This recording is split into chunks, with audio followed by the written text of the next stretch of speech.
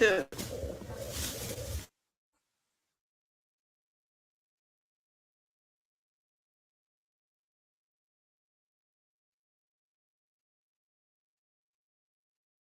Boy, here we go.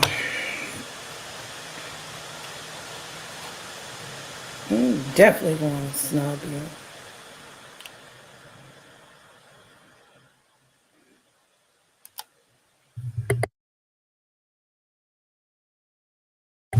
Good morning, night crew. Good morning, lounge supporters. This is a filming night. Good morning. Good morning. Good morning. It is, what time is it? It's 2 o'clock Eastern Standard Time.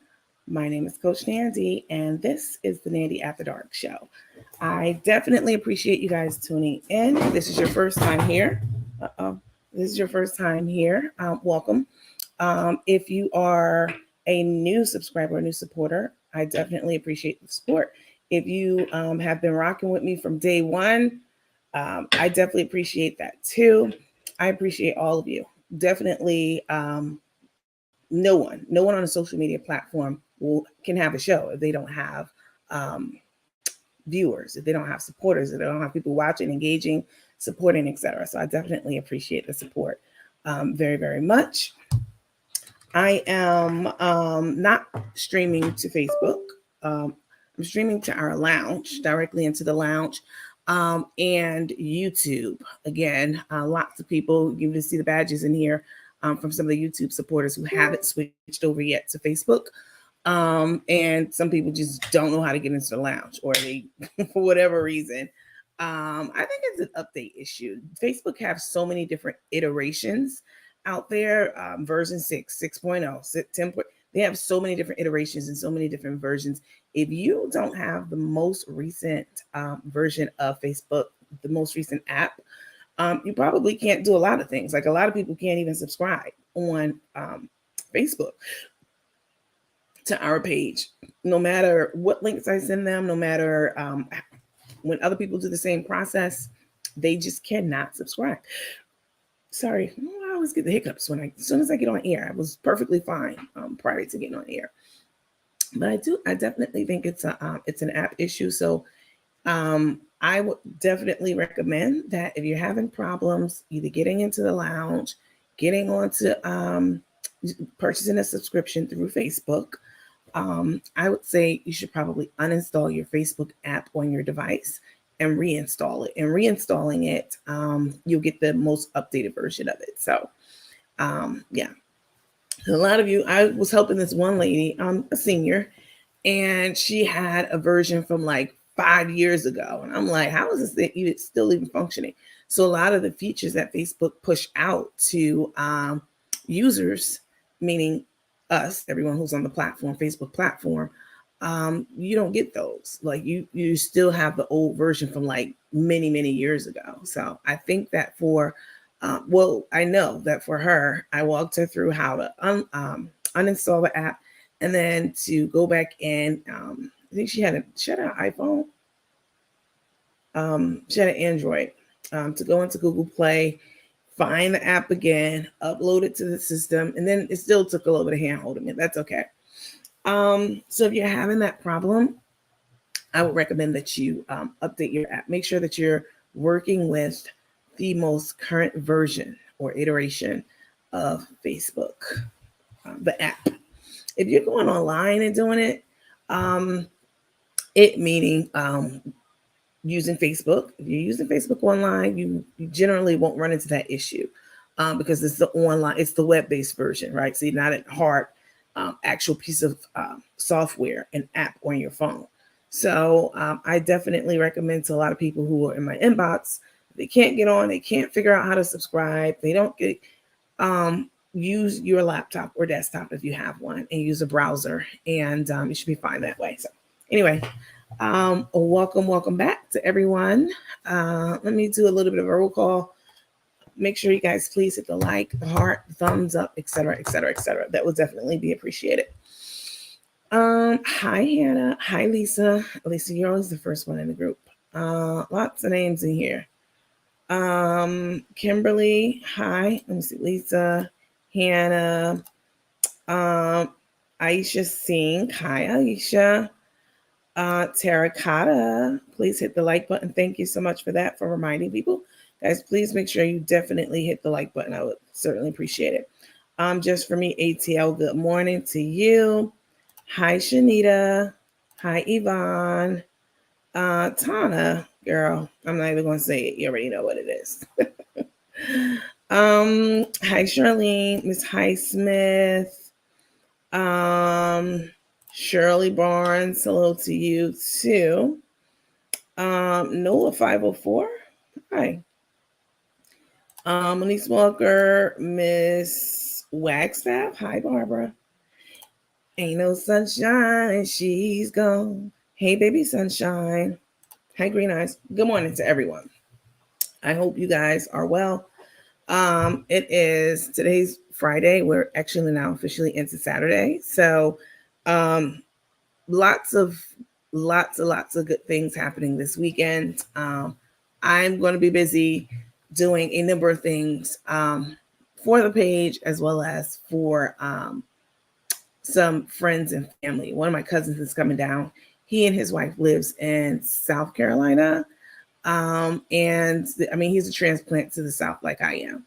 And his wife, I think his wife is from Maryland. Yeah, they've been married a long time, like at least 15 years. That's a long time to me nowadays because people just not staying married today, or they're forced to it, which is even worse. So I will be out with them a little bit today and doing some other stuff for this open casting call that we have for this satirical docu-series.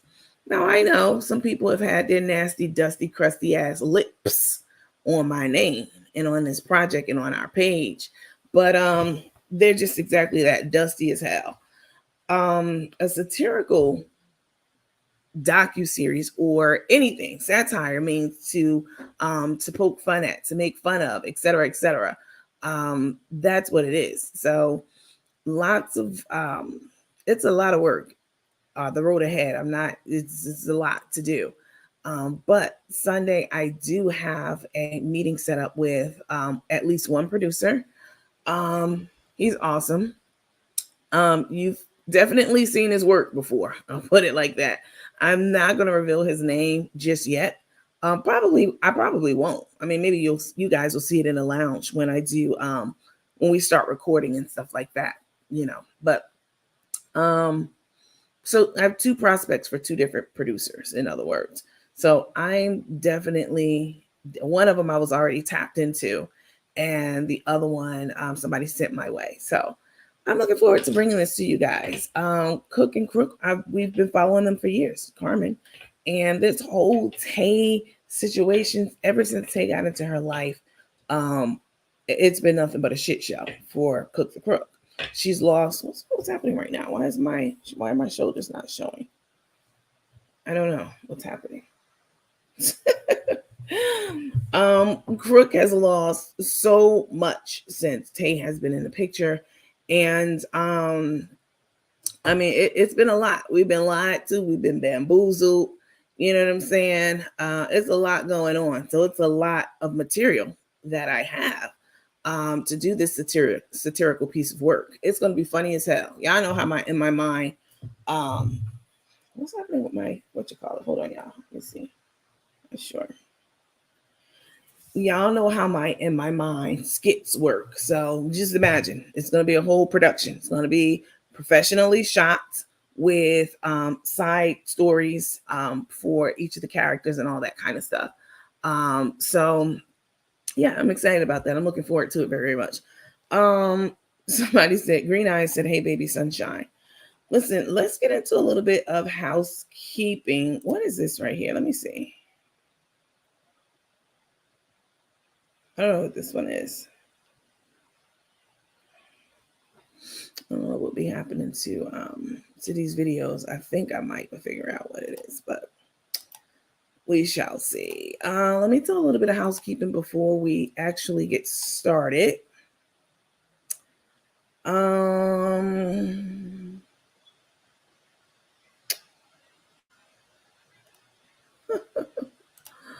Yeah, I'm not doing that. Green eyes. That's a little bit too much work. But it definitely will be done very well. I can tell you that.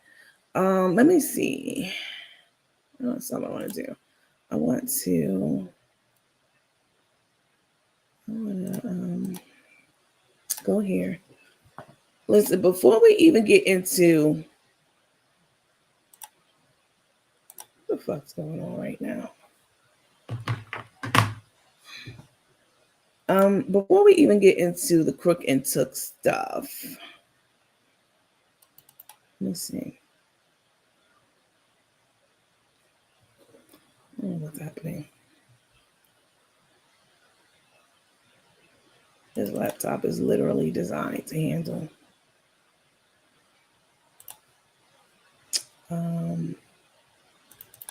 everything that I could throw at it. So I'm not sure why.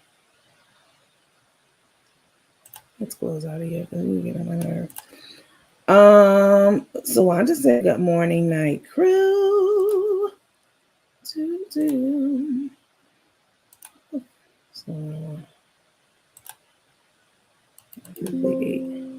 the slide is in use.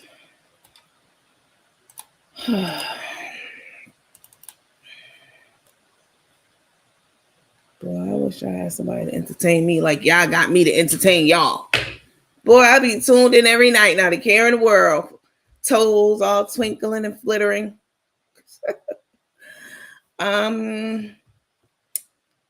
Green Eyes said, I would love to see you do a walking documentary, meaning going to Crook's old haunts, homes, business, casinos. You're really good at speaking and it will be interesting.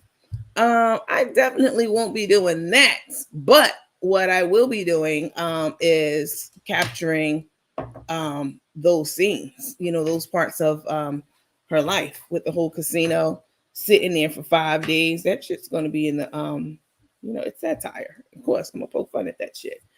Sitting in a casino for 5 days, sitting in her own juices. Yeah, that's gonna be on there for sure. Listen, let me take this down. Let me do a quick little disclaimer. Let me move past this. All right. So everything I say on this platform, if it's verbal or if it's written, let me put my picture up here so you can see me too.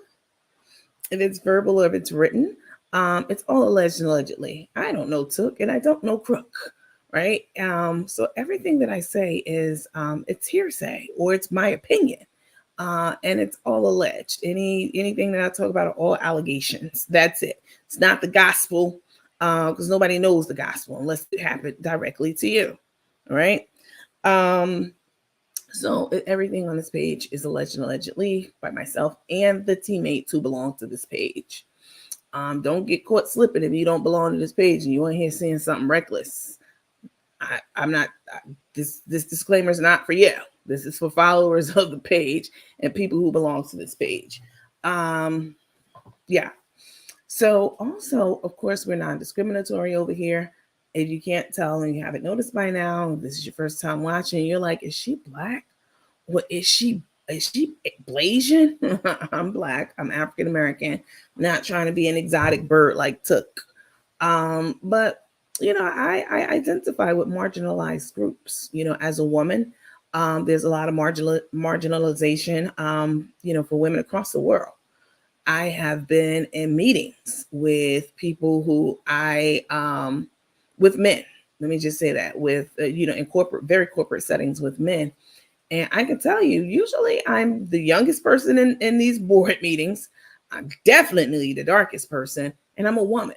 So, I can understand being marginalized or being the odd man out or being an oppressed group or, not really having a lot of representation out there and rights and all that kind of stuff. So I don't discriminate against anyone for their sexual orientation, the color of their skin, their creed, their ethnicity. I don't care. Their culture, I absolutely don't care. I grew up in a melting pot, which means that I grew up around all kinds of people, y'all. All kinds of people. And we got along famously. So if I say anything about either one of them in this so-called lesbian relationship, it's all alleged and allegedly, right? And I'm not discriminating. Carmen is a lipstick lesbian, as far as I'm concerned. Since she's a pillow princess and she wants to be a thug. And a stud. Forget a thug. She wants to be a stud. She's not even close to it. She's she's the softest cotton candy, sweetheart. Um, so I'm not discriminating when I call someone a lesbian, thug, a stud, a man eater, whatever. I'm talking about these two hoes, not everybody in the LGBTQIA plus community. Let me see. Can you see the whole harmless? The whole harmless is the last one.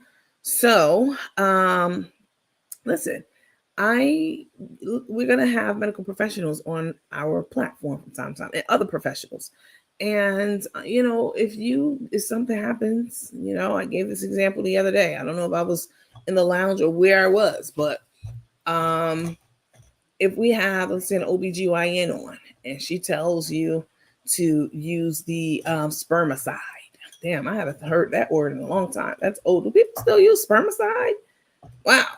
I don't even know where that came from. If she tells you to use spermicide so that you can, help to prevent yourself from getting pregnant and, et cetera, et cetera. And then you get pregnant after you get off this platform, like, yeah, let me go to Walgreens and get me some of that spermicide and stick that all up in there and put it in a condom. I don't know if that's what you're supposed to do with it. Probably. And et cetera, et cetera. And you go out, you go to Walgreens, and you embarrassed to ask for spermicide because you don't want everybody to know you're a nasty freak hoe. Okay. And you like, hey, excuse me, where's your spermicide? And the girl's like, what? I can't hear you. Your spermicide. What? Ma'am, what are you asking me? Your spermicide. Where is it? The vaginal spermicide. Oh, here's the girl in the store. Oh, you mean spermicide? Hold on. And she gets on the loudspeaker. I need a soup to the front. What aisle is the spermicide in? Listen, I'm not responsible for all that. So you get your spermicide, you all embarrassed, you go home, you use it, you call over Big Dick Tyrone's cousin, and you get pregnant.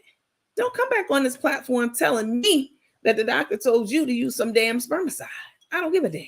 Don't be trying to give that baby to me, talking about some nanny. This is the nanny, this is the pages, but this is your baby now. I don't want to hear that shit because you need to go to your OBGYN to figure out how to prevent against getting pregnant, like getting an IUD. I have an IUD. I don't want kids. I've had an IUD for years, right? I go every 5 years and I get it switched out. I have good insurance. And so, yeah, I have the Mirena and that shit works. I'm here to tell you, all right? It definitely works. I've not gotten pregnant. I've never had an abortion, any of that shit. The IUD, you get an IUD so you don't have a KID. That's how I feel. That shit works. So you want to play reindeer games and you get pregnant, don't come back to this platform because this is the whole harmless. I'm letting you know. Go to your doctor and get seen and treated. Let them lay eyes and hands on you. All right. So that's the whole disclaimer housekeeping. So a couple of different things. Listen, guys, I know we talk about Cook and Crook a lot on the platform. We laugh. It's funny. It's entertaining, etc. But something has happened recently over the last couple of days. So there were, and I'd be remiss if I just get on here and I didn't talk about things that are, known across the globe, especially things that impact, this tab is usually a camera or microphone, especially things that impact the African American community, right? I'd be remiss if I didn't shed some light or say some words about it. So here it is here. You guys know, let me take this down because I don't want you guys. You guys, unless you've been living under a rock somewhere, you know that there were 4 African Americans who traveled from America, from the Carolinas to Mexico. All right. It was the lady. She wanted to have liposuction. She wanted to have a tummy tuck. Sorry. She went to have a tummy tuck in Mexico. Now, y'all have seen Cook the Crook go to Mexico, to get oral surgery. I've had them on our platform. We've had them on our platform, the Dental Design Studios in Cancun. One of the things that Dr. Ortega, who came onto our platform, talked about before I even talked to you guys, like I was miking her up and getting her ready, for this software service that I use. And I was talking to her and I was asking her, before the interview, what were some of the what was one or two things that was super important that she wanted Americans to know about getting work done in Mexico? That was one of the questions I asked her before we went live. What's like a big stigma, a stereotype, or a big concern that you want to dispel for those who are afraid of going overseas? But they do it anyway because of the money, but they're kind of scared to do it. So her answer to me was, and I think she even said it once we went live, because I asked the question again, because I knew this was something that is a big deal about having procedures done outside of America. Her answer was, I want people to know that they are safe. Mexico's safe.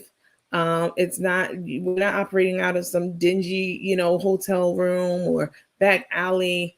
When you come here, we have transportation for you to pick you up from your hotel, take you to your dental appointment, and take you back to your hotel. So we try to monitor it as closely as possible, et cetera, et cetera.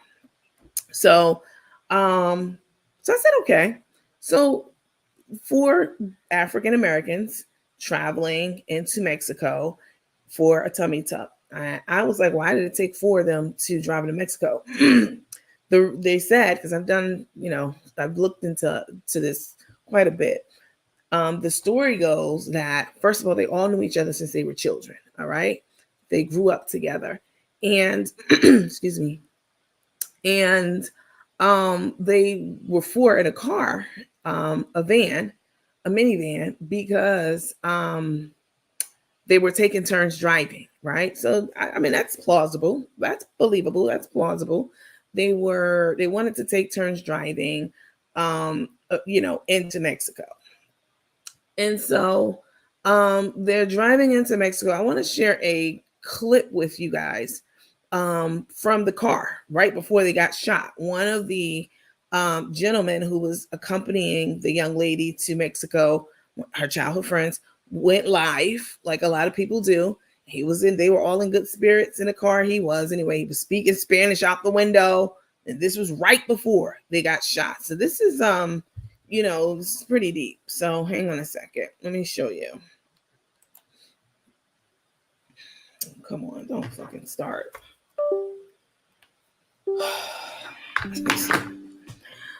Let me see. 1, 2, 3, 4, 5, 6.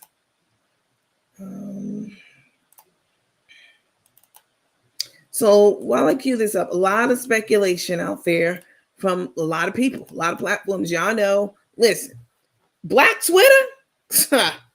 Y'all know what Black Twitter is. If you white, you probably don't.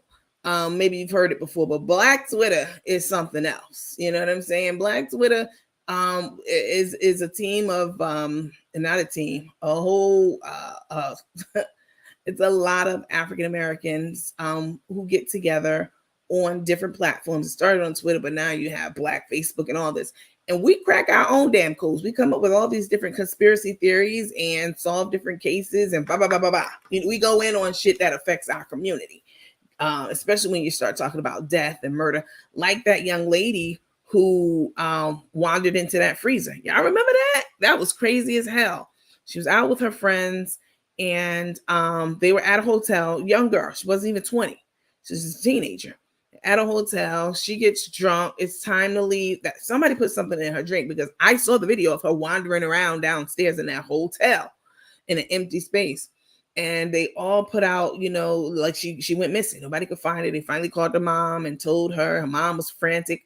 The next day, maybe a day, 2 days later, they went down in the basement where she was, and one of the workers opened the freezer, saw her in there, and called the police. She, of course, was frozen to death.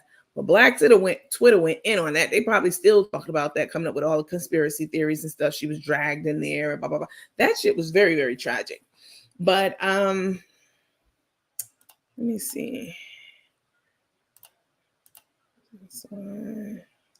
Yes, this one. This is a what it's like. This is footage of one of the gentlemen who was in the car. This is in the car of these 4 Americans who got murdered. This is inside their car right before their car got shot up. And the gentleman who's doing the talking and saying, "Hola," hanging out the window, I'm about to show you, he's not one of the ones who died. So 2 were murdered. The gentleman with the dreads and the other gentleman, and the girl who went for the tummy tuck, and the guy who's playing around in this video right now, they were not they didn't get hit by the bullets that went through the car. And this shit happened in broad daylight in Mexico. All right, let me play this for you. Let me take myself down.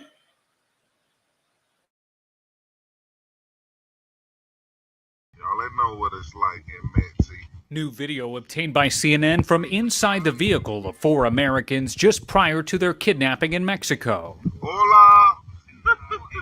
The Americans shown and heard on Facebook Live just after they crossed into Mexico from the United States.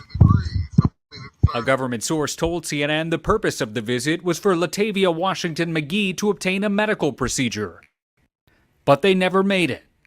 A timeline from Mexican officials indicated that about 2 hours after entering the country, a gray Volkswagen Jetta starts to tail the Americans' van, followed by several more vehicles. At 11:45 a.m., their vehicle is attacked by suspected members of the Gulf Cartel. Bystander video of the aftermath shows the victims being loaded into a truck. The bodies of the 2 deceased Americans are now in the United States, awaiting an autopsy.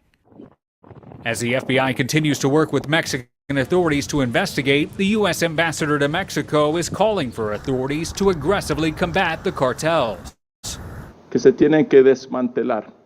They have to be dismantled. We have to do this work together with the Mexican government.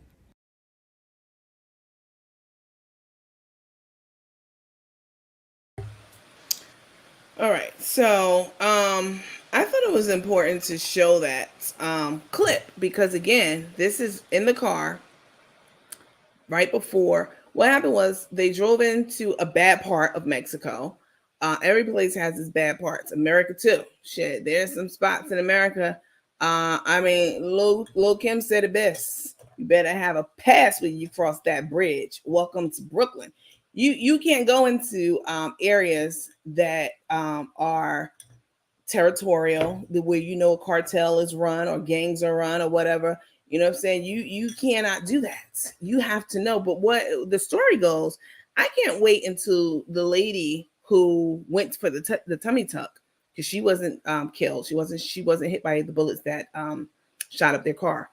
I cannot wait until she is in a headspace where she can actually tell us exactly what the hell happened and how it happened. Now, there are a lot of conspiracy theories out there. Like, they went there and there was a drug deal going wrong. People love to speculate and theorize. And I'm just talking about me too. Shit, everyone. This is a human trait. We love to speculate and, what if, and they shouldn't have da-da-da-da. You don't know shit. Okay? You think you know, but you don't know. Always got your mouth on some shit. You don't know what, none of us, we don't know. But the story goes that they were 4 deep because of the drive into Mexico to switch up and take turns. I mean, okay, I can buy that. And then they got lost, is what a lot of accounts are saying. They got lost and they wound up in this area of Mexico that's run, heavily run by the cartel. And if you don't belong there, then you don't go there because you may not come out. So their van they were in got hit by another car. And this was all part of, the cartel strategy to get them to stop and, shoot up the car and drag them out. The cartel thought these gentlemen who were working, let me rewind that back. These thugs, these animals who were working for the cartel, they were looking for Haitian drug smugglers. That's what they thought, that these 4 Americans in this car were the Haitian drug smugglers that they were trying to catch up with, deal with or whatever. So they hit the car and knocked it, off of its course on the road and shot it up and forced them into the back of a flatbed. Let me put this up here. Forced them into the back of a truck and It's absolutely horrible. You can see them throw the girl in there, the one who was there. She's the reason all of them were there. And then you can see them drag 2 bodies onto the back of the truck, lifeless. They look lifeless. It's just, this is just horrible. This is happening in broad daylight. Not only did 2 of the gentlemen get shot, and they were shot and killed. There was a lady, a Mexican. She was getting off the bus, and she also got shot and killed. All right, and she worked at a church. She was that's her full-time job, working at a church and doing different outreach things with the community there in Mexico and stuff. But she also was deceased, as a result of this botched up ass so-called kidnapping. And so something that very interesting happened. So these are the pictures here in the middle. And the gentleman on the 2 men on the right are deceased. And the lady who went there for the tummy tuck, and this gentleman here who was saying "Hola" out the window, he also got shot, but he's not he's in. We don't know the condition he's in, but we know that he got shot also. But I think he's expected to live. So imagine being in broad daylight, going somewhere, let's say Mexico. A lot of people go to Mexico, Colombia, and other places to get their body done, to get these BBLs. Now, I would never do no shit like that personally. I mean, losing weight is a very, very simple thing to do when you get ready to do it. You have to burn more calories than you eat. It's so fucking simple. And again, we know this. We know a lot of things, but we still do it. We know gambling is of the devil. People still do it. Smoking cigarettes is bad for you. People still do it. Eating things that's filled with sweets is not good for you, for the body. We still do it. So even though we know what to do, doesn't mean we're going to do it. So she went over. Imagine going over someplace to get your body done, and you take a wrong turn, whatever, and that can happen. Listen, people are like, no, they didn't take a wrong turn. They just smuggle drugs. I don't think so. I don't know shit. You don't know either, but I don't think so. I have traveled plenty, and I can tell you that I'm not a Girl Scout. So I definitely can get turned around, like in a place that I don't know. Definitely. So I believe that. I believe that they were out. You heard them in the car. They were in good spirits. They were, he was saying "Hola," window rolled down, talking to the natives and playing around and stuff. I don't believe that they were there for nefarious activities. I could be wrong. You could be wrong. I don't know. This is my show, so this is my opinion. But imagine doing that, and then your car gets shot up. And already, listen, if you listen to the beginning of that video that I just showed you, the gentleman who was on tape was saying, like, I don't want to go down. I don't want to go down there. Like Mexico, basically Mexico is dangerous, and we know this. So he was already having apprehensions, and sure enough, that shit happened. Imagine that happens, and your car gets shot up. You don't get hit, but you get thrown into the back of a truck, and they drag the bodies of your basically brothers, because they've been friends since childhood, all of them in that car. They drag the bodies into the back of the truck. You see them dragging them on the street, their lifeless bodies, and throw them onto the back of the truck and drive off with you. Now, I'm pretty sure I would have gotten killed in that situation. I'm gonna tell you why.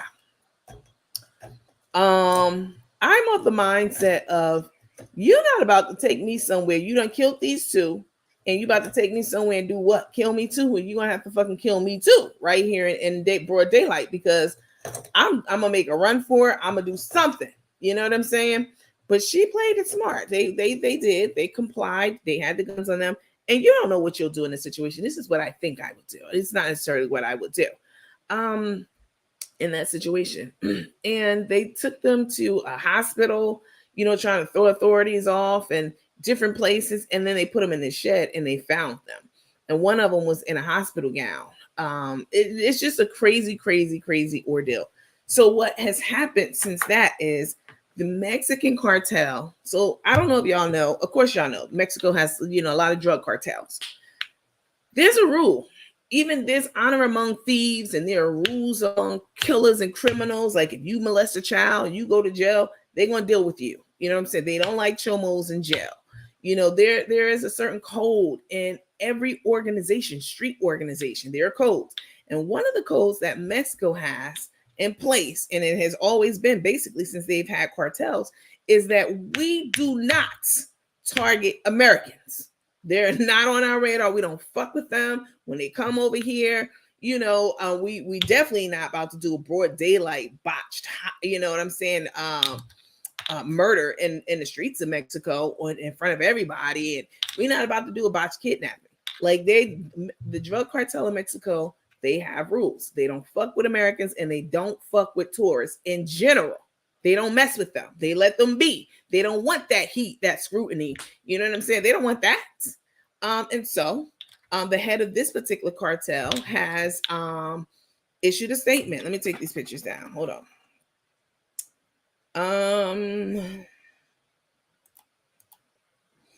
So he's issued a statement, and the statement is that first of all, they turned over everyone that was included in this. All right, the head of the cartel was like, "Nah, y'all gonna have to deal with that shit on your own. We turning you over. We cooperating with the authorities. And drug dealers and killers, they don't really cooperate with authorities like that. They can't stand them. Y'all know how it is, street code." But they definitely turned them. It was 4, then they added one more. It's 5 of them now who were involved in this botched kidnapping and murder of these 2 Americans. And so they issued a statement. They issued a formal statement. So it's the Scorpion faction of the Gulf Cartel. On Thursday, they apologized to the residents of Matamoros, which is that place in Mexico. The Mexican woman who died in the cartel shootout, and they apologized to the 4 Americans and their families. This is the cartel issued this statement. They said, "We have decided to turn over those who were directly involved and responsible in the events, who at all times," now they don't want anything to do with this. This is not the heat they want.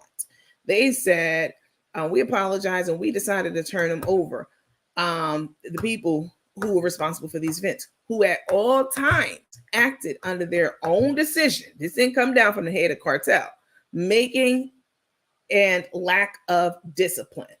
The letter reads, it added that those individuals had gone against the cartel rules, which includes respecting the life and well-being of the innocent. There is honor among codes and thieves, and I believe this. 2 of the Americans and a Mexican woman died after gunmen opened fire on the United States citizens shortly after their arrival in Mexico on March 3rd. The 4 Americans were found on Monday on the edge of the city, by which time 2 of them were dead. I don't know if they were completely dead when they put them in the shed, but by the time they got to them this past Monday, one had on a hospital gown. I don't know what that was about. And 2 were alive. Now imagine being thrown in the shed with your brothers, and they're dead or dying on the brink of death, and certainly they die before help comes, and you're locked in there with their bodies. Like this is not something that usually happens in Mexico. I've been to Mexico many times. I've been to Puerto Rico many times, Old San Juan, all that. And I'm going to tell you, I've never felt danger. Now, of course, I haven't ventured outside of like the resort. Sometimes, I do like excursions and stuff like that, like tours and stuff. And this is nothing like this has ever happened to me, ever. I've never felt in danger going to Mexico. I know a lot of Mexicans, I know a lot of Puerto Ricans. I mean, I've never felt danger. That doesn't mean it's not a dangerous place. It's still dangerous in certain areas, just like here in America. But this is not usual and customary. Now, if you get pickpocketed over Mexico, shit like that happens, or they'll try to hustle you. If they're selling goods on the side of the road, they'll sell you something 3 times as much as what it costs. They'll hustle you like that. But to actually get kidnapped, shot in broad daylight, loaded up in a truck, like the cartels, they're pissed about this. They're like, this is not what we do. And they were acting on their own. And by the way, here you go. These are the people prosecuted. So, they don't want anything to do with this. This is sad and tragic. And I'm definitely going to be, keeping up with it, because I for sure want to hear what the 2 surviving African Americans have to say about this ordeal. This is going to be, it's going to be heart-wrenching. I'll say this also. Ladies, listen to me, y'all. It doesn't matter. I think she has 6 kids, 4 or 6 kids, somewhere in between there. And out of those 4 and 6 kids that she has, now I'm not in any way shaming her, but this is there's a message that needs to come out of this. All right. And sometimes it's hard to hear these messages. And the message is, you have 6 kids and you saved up money to go get a tummy tuck. Do those kids have scholarships? Have you secured their educational future? Do they have everything that they possibly need from now to 18 and when they go to college and beyond? If the answer to that is no, then why are you going somewhere to get a damn tummy tuck and spending money on something like that? Women, like, you have to, there's a lot of people out there who love to body shame people, like Cook the Crook. She's one of them, her and Tay, she and Tay.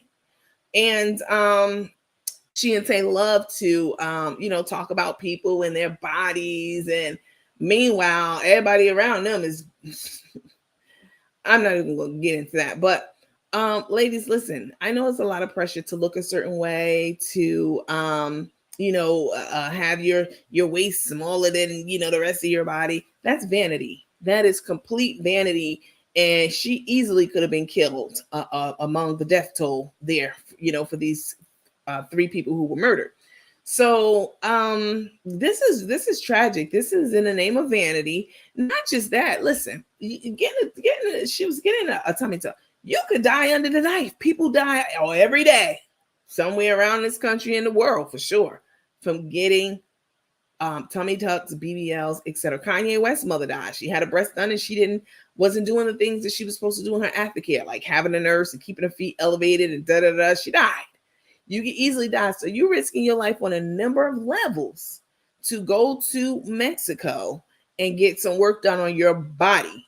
Like, yeah. I mean, it's sad, and it could have been worse for sure, but this is bad enough as it is. So I just wanted to bring this to you all's attention, and I'll certainly be following this closely and keep you guys up to date. Let's see what you all are saying. The case in Chicago. Do you know any updates of the woman in the freezer? No, I'll tell you what I think though. I don't know if you all are familiar with it, but this is what I think. I think somebody put something in her drink, because I saw her walking. We all saw her. The world saw her walking downstairs in that hotel that she was in. It was completely empty. She was like in the basement, she was in the basement area of the hotel. And the way she was fumbling and stumbling and, bumping into the walls and all that kind of stuff. This was not like regular drunk. This looked like drugged drunk. You know what I'm saying? And we saw her walking around by herself in the lobby, and then she got out of shot and we didn't see her anymore. And what happened was she walked into, so this hotel had like refrigerators that they did not use in their basement area, okay, of the hotel. A lot of hotels do that. They'll have like a second kitchen down in the basement and, all that kind of stuff. So these were large walk-in refrigerators that were not in service, but they were plugged in, freezers, but they weren't using them, right? So we saw her walk out of shot, and then we didn't see her anymore, and so many people, Black Twitter was all of Twitter. And they were talking about, oh, did you see the shadow on the wall? I think that she was so inebriated, drunk, and drugged that when she went into that freezer, she didn't realize that, obviously, that she was going into a freezer. Now, what didn't make sense to me about that situation, though, was usually when you walk in those walk-in freezers, they don't slam behind you. They don't slam closed. You have to, for safety reasons and other reasons, you have to pull it closed. Even when you are, if you're not in the freezer, if you're outside of the freezer, like if you go in and you go in the freezer, you get something out, and you walk back out, you have to push your back up against the door to close it. You know what I'm saying? Or, hit it with your hip to close it so that it snaps shut. The fact that she went in there and the door was snapped shut, locked, that was suspicious to me. Definitely, because now these are older freezers, right? So this was an older hotel. It looked like a nice hotel, but older. And these freezers were in the basement for a reason. They were older freezers. I don't know. That part seems definitely sketchy to me. There was no foul play, like, she wasn't molested or anything like that that I know of. I mean, that certainly was talked about and discussed. But one thing people were saying that I just didn't understand, people be coming up with all these crazy ass theories. They were saying that her organs were missing and harvested and all that stuff. So I don't know about all that. I'm going by what I saw. And I saw a very, very, very out of it young woman stumbling all over the place. And then she was out of shot. And the next thing we know, she showed up in the freezer, frozen solid, dead, of course. Very, very dead. So, lots of conspiracy theories about that. But to answer your question, I don't have any updates. I don't know. I think it's like a closed case at this point. That had to have been a setup. They knew what car to look for. I mean, maybe they just said it's a white car with black people in it. But the cartel has not taken responsibility for this at all. The way that guy was talking in the video on his live about how I do not want to go down there. Nope, I'm not, I really don't want to go. And how he was hanging out the window, having a good time. You've been on vacation. You've been places. I don't know about y'all, but I talk to the natives when, the locals, when I go places and I go on vacation. I'm very friendly. I say hello. If I know some words in their native language, wherever it may be, it could be Korea, Taiwan. If I know words, I'm going to say, kamsamida, different words. I love culture and I love people. And this is what I saw him doing in the car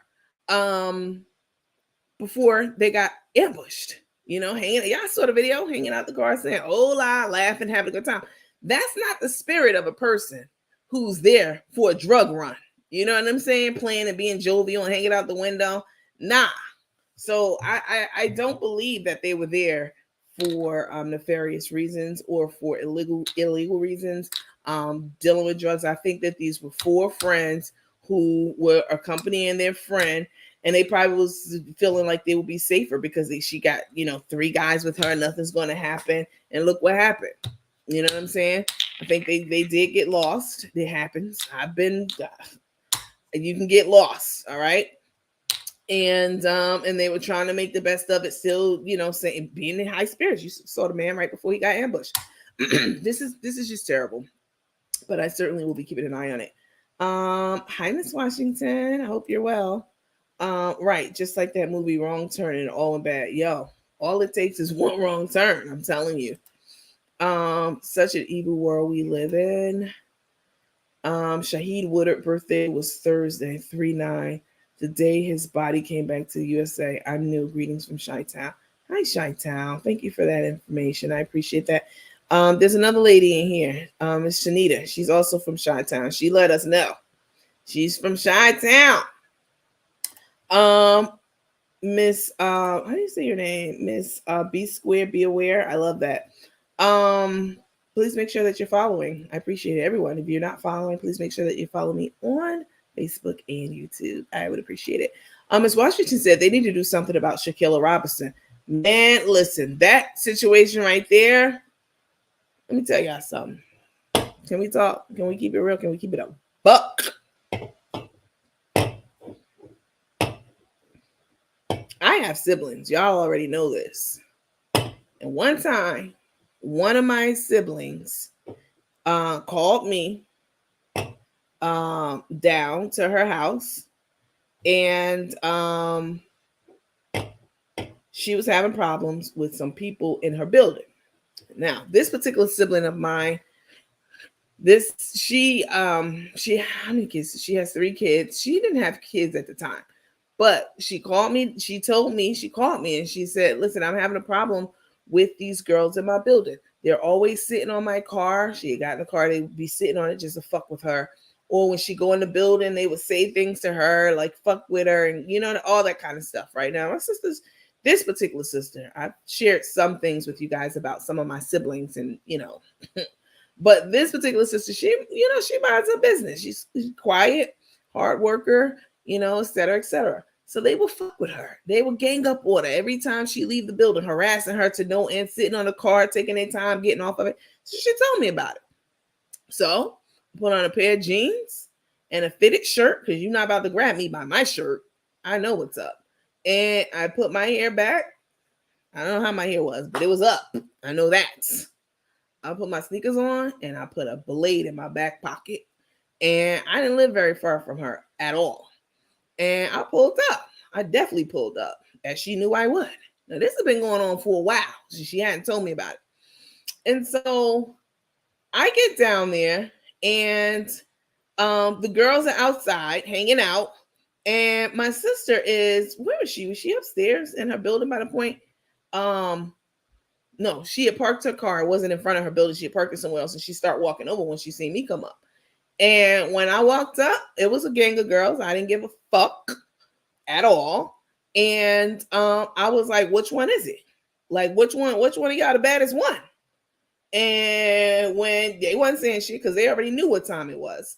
Like, I got a lot of cousins. I have a big family, but I didn't even call my cousins. I just straight went down there. And I was like, which one? And, they kind of all looked at one girl, and I told my sister, you better fuck her up. You don't whoop her ass, I'm gonna whoop her ass, and I'm gonna whoop your ass. Fuck her up. My sister jumped right on her. Boop, boop, boop, boop. Beat her ass. And then one of the other girls, I don't know, their sister's cousin, whatever, she tried to jump in. As soon as she did, baby, I sprang right into action. I beat her ass. And then the next thing I know, guess what? I feel somebody like, no, break it up, break it up. It was a man, because I heard his voice. He was pulling my hair. He was pulling me off of the girl because I was slaughtering her. And all I knew was I felt somebody pulling my hair from behind and saying, no, get off her, stop, stop. I went right in my back pocket. I reached in my back pocket and I started slicing. I didn't give a fuck who I sliced. Him, her, baby mama. I didn't care. All I know, my hair was released and it was blood all over my brand new sneakers. And of course, he unasked me at that point in time. And this could have got real bad. This could have got real bad, because I have a lot of brothers, siblings, cousins, all that shit. But I felt like I handled it enough. Okay. Bitch was bleeding like a pig, her and him. And somebody was like, call the police, call an ambulance. And we dipped. We left, right? I didn't even call my other brothers. Nobody. I didn't tell anybody about any of this in the family till it was well over with. And do you know, my sister never had a problem with any of them hoes ever again in life until she moved out and bought her own house somewhere, ever. So I say all that to say that this girl, Shanquilla Robertson, she looks so sweet. She was a college graduate. She, just a sweet girl. The way that they did this girl in this hotel room, y'all, everybody saw it. The whole world have seen it. And she didn't even fight back.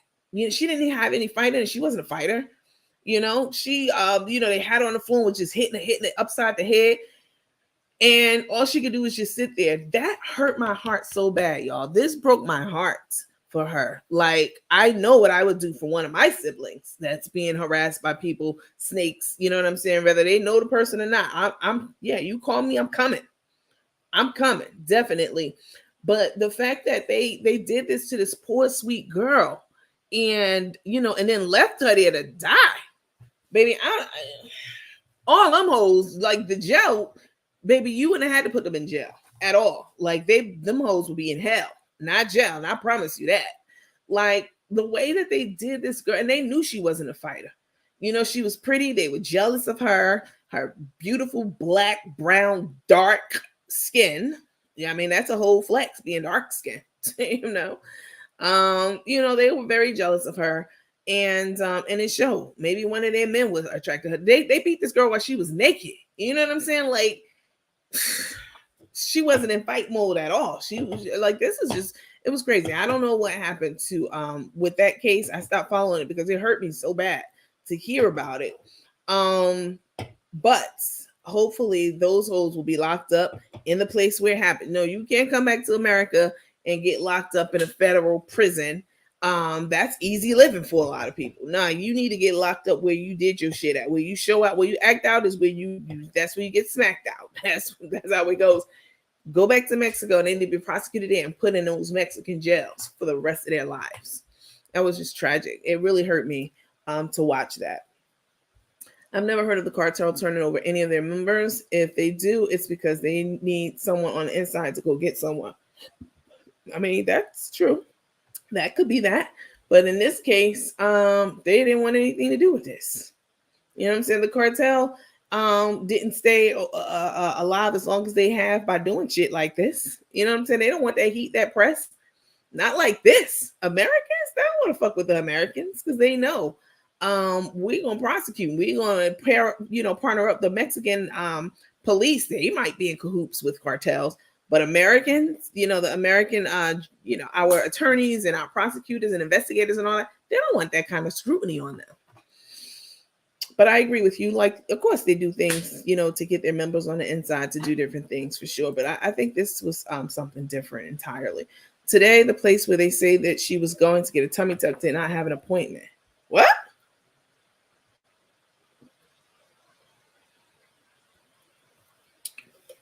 I'm back on my Canada Dry Zero Sugar. Now, Miss Myra, I didn't hear that. I'm not saying it's not true. I'm gonna have to look into that one because I wondered. I didn't hear anything from the tummy tuck place come forward and give a statement. That would be the decent, humane thing to do. We just want to go on. We want to offer our condolences to Miss So and So. She was traveling here. It's a very unfortunate situation. We wouldn't, we apologize, and we're certainly, not connected with all that kind of stuff. They should have issued a statement. So I was wondering where their statement was. What's the name of the place? Where were they? How far were they from the place? So that's interesting. And I don't know if this is a whole conspiracy theory about they didn't have an appointment. Because, these things, somebody say it and then everybody runs with it. Doesn't mean it's true. It just means somebody said it.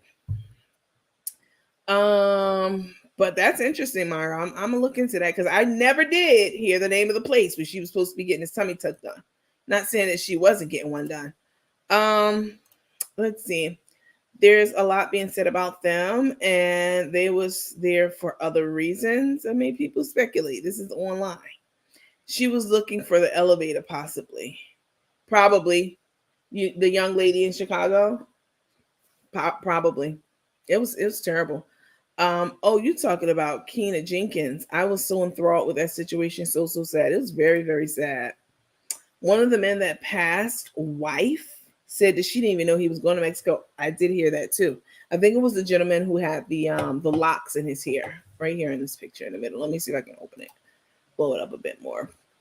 So it's this gentleman right here. He had locks in his hair. When they were throwing him up in that flatbed truck, I was zooming in. I was watching. I saw his hair kind of, shaking all over the place. His braids and stuff. His locks. This is tragic, y'all. This is beyond. But I did hear that too. I mean, I think his wife went on record and said that. So this, she didn't even know he was going to Mexico or out the country. What she said was, I didn't even know he was going out of the country. But she also did say that all of these four, they were friends since, childhood. Nice, Alonda. That's what I was wondering. Did she have an appointment? I haven't heard anything about that. They should all be locked up for leaving her in that condition. The girls, which ones? The ones from the hotel? Because the hotel situation, if one of my friends was that inebriated, I would not let them out of my sight. One time, because y'all know I don't drink.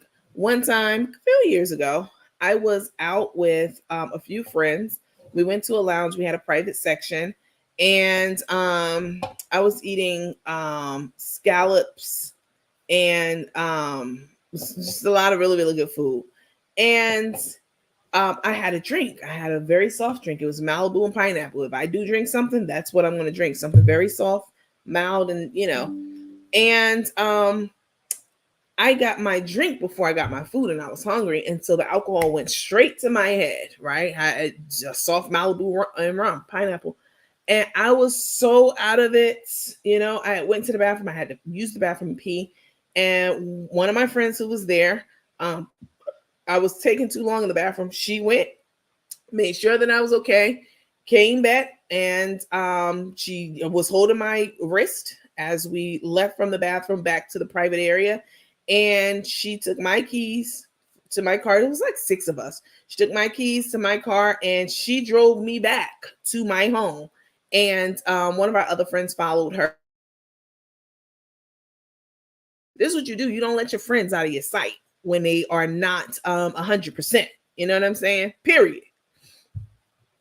But I think that you're talking about the Miss Robinson. Absolutely. How y'all leave her there for dead? The doctor did write a statement. Where is it? Which doctor? Which one? The one for the tummy tuck? I want to hear that. I heard it today on a news story. The question is, why would those many people need to go with one person for a tummy tuck? I mean, they said again that they to share the driving, right? They would leave it from the Carolinas and driving up to Mexico. I mean, that is a lot of people, 4 people, but they probably was like, oh, you going to Mexico to get a tummy tuck? I want to go. You know, that's like a little, I won't say a vacation, but you know, Mexico's nice. You know, they have their cartel parts and problem parts, just like any other place in the world. But yeah, I mean, that has been the question of the topic of discussion. Like, why did it take 4? You know, the one about Mexico issued a statement. All right, when I cue this next video up, I'll look for it and I'll share it with you guys. Let's see. So let's get into some took and crook stuff. What are you doing? All right. It's just tragic, y'all. This is just heartbreaking. And imagine the mothers and the wives and the kids who see that video of them, you know what I'm saying, dragging them like they are, you know, it's just sad. Very, very, very, very, very sad. Let's see. So that's it. Yep. Okay. All right. So this one. It's not that one. It's this one. All right. So y'all know Crook, the cook Carmen, has not been allowed to use her green egg. Yes, allowed, because this is Tay's house and it's Tay's world. All right. Crook has not been allowed to use her green egg. And I guess today Tay wanted some burgers and decided that she would allow Carmen to take the egg out and cook some food on it, etc., etc. So I'm going to share this clip with you guys. This is her first time cooking on this egg since she moved there. Y'all know she loves cooking on this egg. You know, again, you can tell somebody who never had anything because all she talks about is this egg and other stuff too. We're going to talk about that too. The egg is nice. I have one, and I have a Kamado Joe also. But I don't tell everybody I go every chance I get. Everywhere I go, use it. I got an egg. I got a Kamado Joe, which is better than the green egg. But I don't do that. You know what I'm saying? But let's take a look at this. Tay finally allowed her, gave her the permission to go ahead and take it out the garage and cook on it. So she cook us some burger because, again, I guess Tay was in the mood for that. But if you notice in this video, Cook the Crook, she likes to sag her pants like she's a young thug. You know what I'm saying? Like she's some young nigga off the streets. And she's old as hell. And like, why would you be sagging your pants? You're old as hell, and you just shouldn't be sagging your pants. The men who sag their pants shouldn't be sagging their pants. So you damn sure shouldn't be sagging yours. But if you notice in this video, she's not sagging her pants. Oh no. You know why? Because Tay told her, yeah, you can go ahead and take that grill out there and you could be in the driveway cooking on the grill, but pull your pants up, sweethearts. Don't be out there showing your drawers like you a thug, like you a nigga. You know, pull your pants up and, you know, pull your shirt down and make yourself presentable before you go in front of my nice white neighbors. Okay. And if you notice, her pants are not down. They're up on her ass where they should be for somebody who's 60 years old. So let's look at that.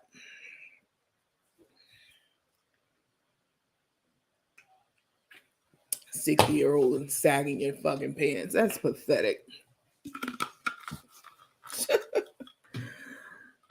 Definitely on the spectrum, because no adult with common sense will be doing that, man or woman, at 60.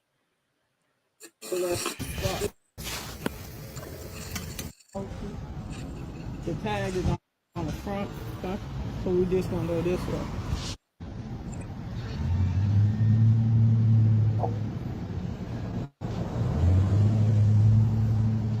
And I'm gonna try to open these sausages without going back upstairs. Because we need something real quick.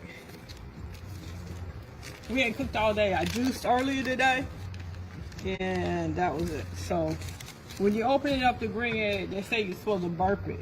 And let me show you, burping means like open it just a little bit.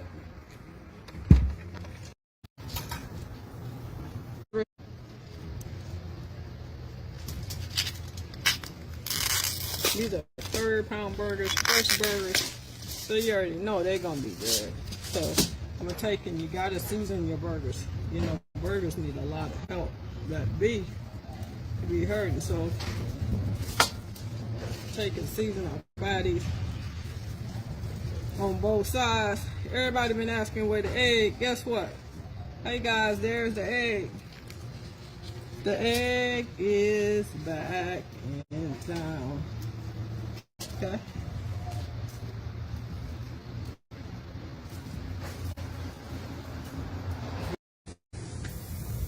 You can stay on the grill while still just can season the meat. How everybody doing? What's up, y'all? We outside for real. It's a beautiful day in Houston, Texas. And decided to grill us some burgers. Nice day to be outside grilling. Chilling and grilling.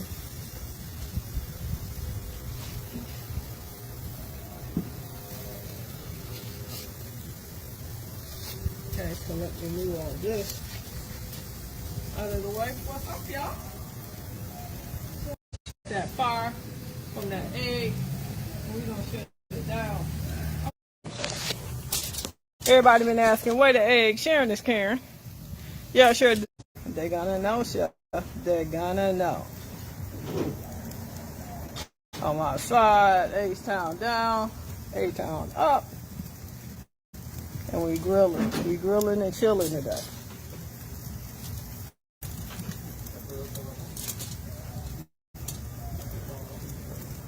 Burgers. Let that heat hit them burgers. Burger King. Who? What's up?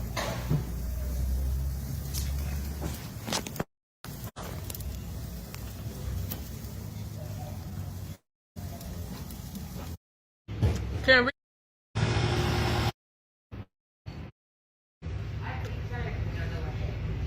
You want to take the towel? This don't even make no sense. Where the potato chips at?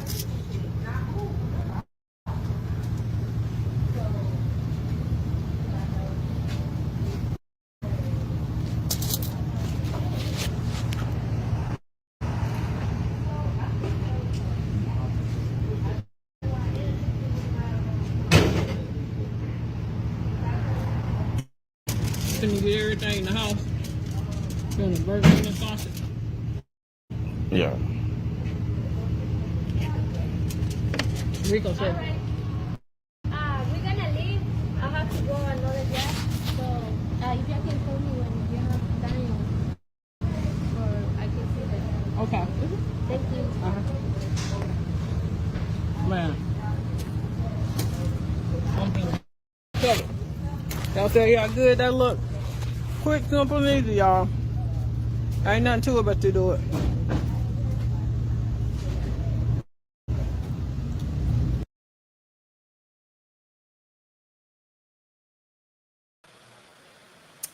Let me take this down. So again, as you can see, she's properly dressed, like a 60-year-old woman should be dressed, with her pants up on her ass, not down below her ass, showing boxes and drawers. Like Carmen, she's one of those people once again who she's just very, very I'm trying to be respectful of other people in that circle of things that she, in that group. But she desperately is always trying to, how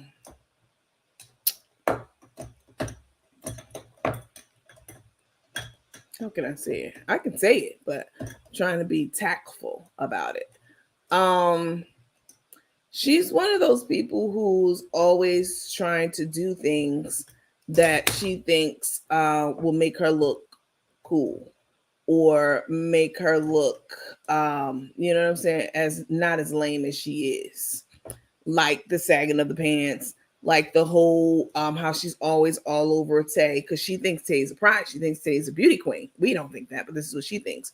And so how she's always all over her to let people in the area know this is mine.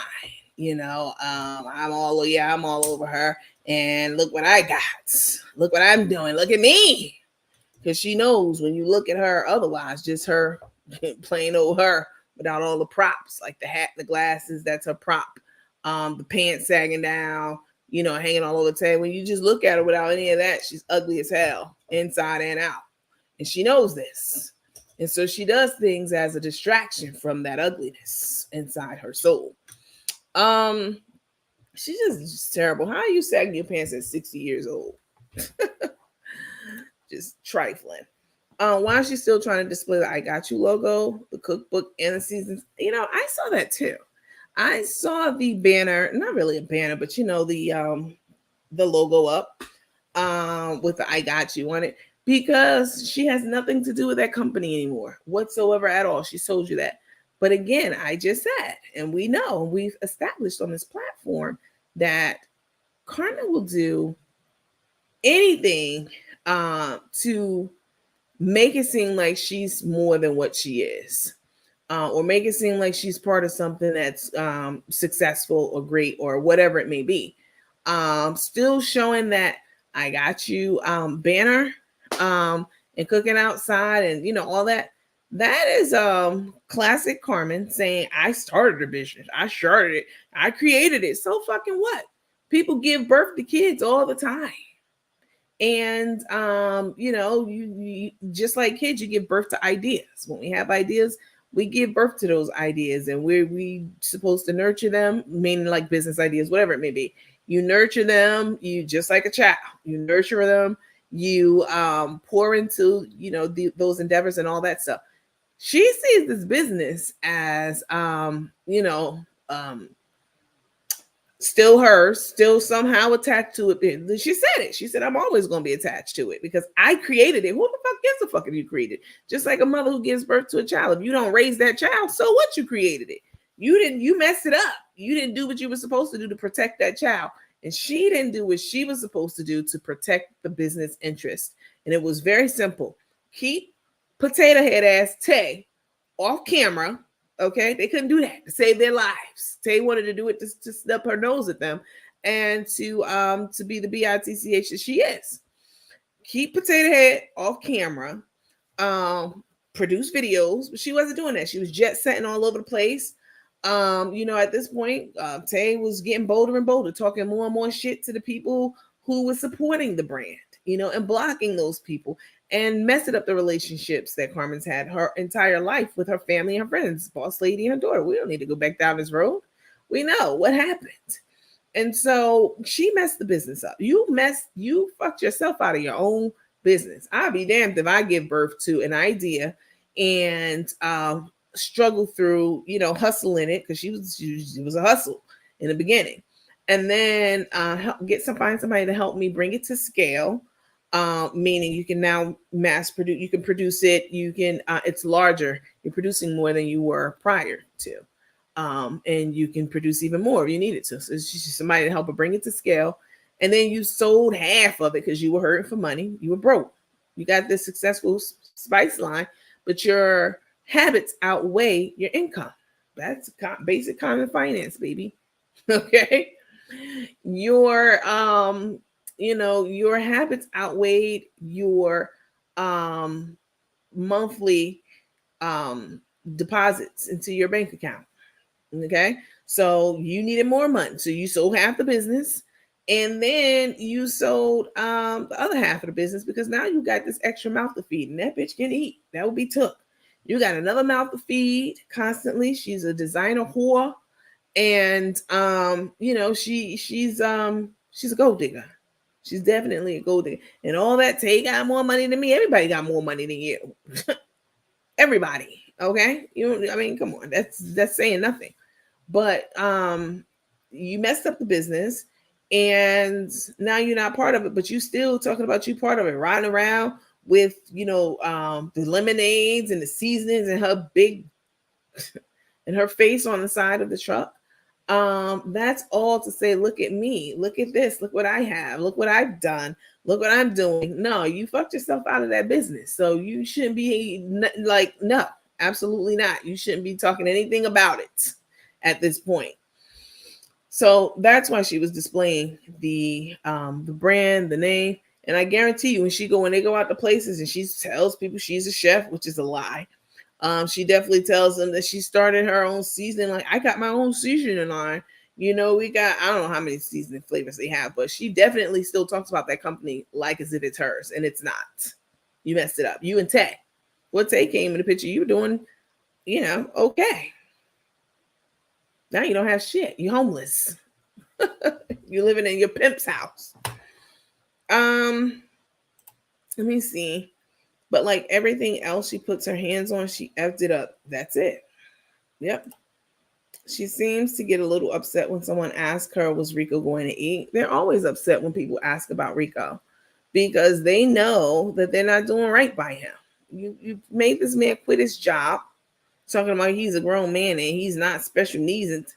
Well, I don't know any grown-ass man who's been living somewhere their whole life and want to up and leave that security of that place and quit their job, okay, and move across states, move to Texas with someone not having a job or any of that. I mean, can he think for himself? I don't know, because he followed right behind your ass. So they do get upset because they know we're watching. Hi, Patricia. At Rico Place Barbecue. No, this was in the driveway of Took's house. In the driveway, girl. All right, so let's look at this next video. Okay, so you know they got all in their feelings about the comments that were coming in about Cook the Crook just being taken to Biloxi, Mississippi for her birthday, right? It's a kiddie park. I mean, that's appropriate. She's a child. She has a childlike mentality. So this was a perfect place. Despite the fact that Took had her hard ass square tits out at this kiddie park, I mean, completely out at this kiddie park. You know, people were talking about it and saying, how dare you? And she done spent over $10,000. Carmen spent over $10,000 on Tay's birthday. All that food, that shit costs money. I told y'all, a pan of macaroni alone. You know what I'm saying? And they had a lot of food. It was a lot of food. And what else did she do, y'all, for her birthday? She think she took her on a trip or something like that. She spent a ton of money. And then Tay took her to some kiddie park in Mississippi. You know, because there was gambling there. You know, Tay had a lot of money on the bed. Of course, that was Carmen's money. So they're spending up all Carmen's money. And if you think for 1 second that a person who would write a check to themselves, a blank, founding mothers, blank checks, put their name on it and put themselves as the payee and go and cash that check and look her mama in the face knowing she cashed it. Mama didn't know yet. Talking just as regular. If you think a bitch like that is not trying to hustle this old ass grandpappy, you crazy as hell. She is 100%. This is, I mean, it's clear.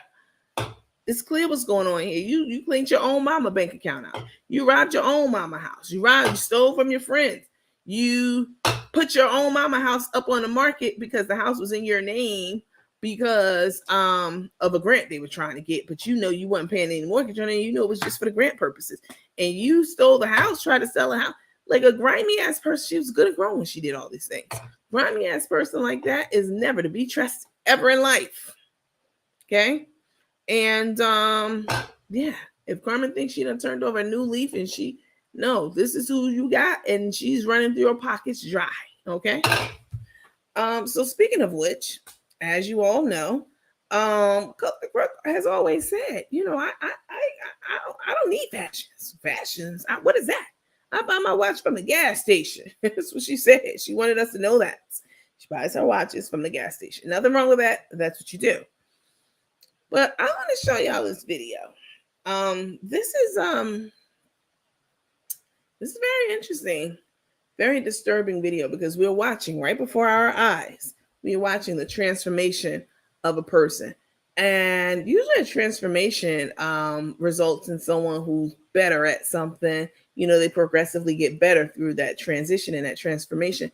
We're watching basically the demise of a person. Now we know Took's a label whore. You know what I'm saying?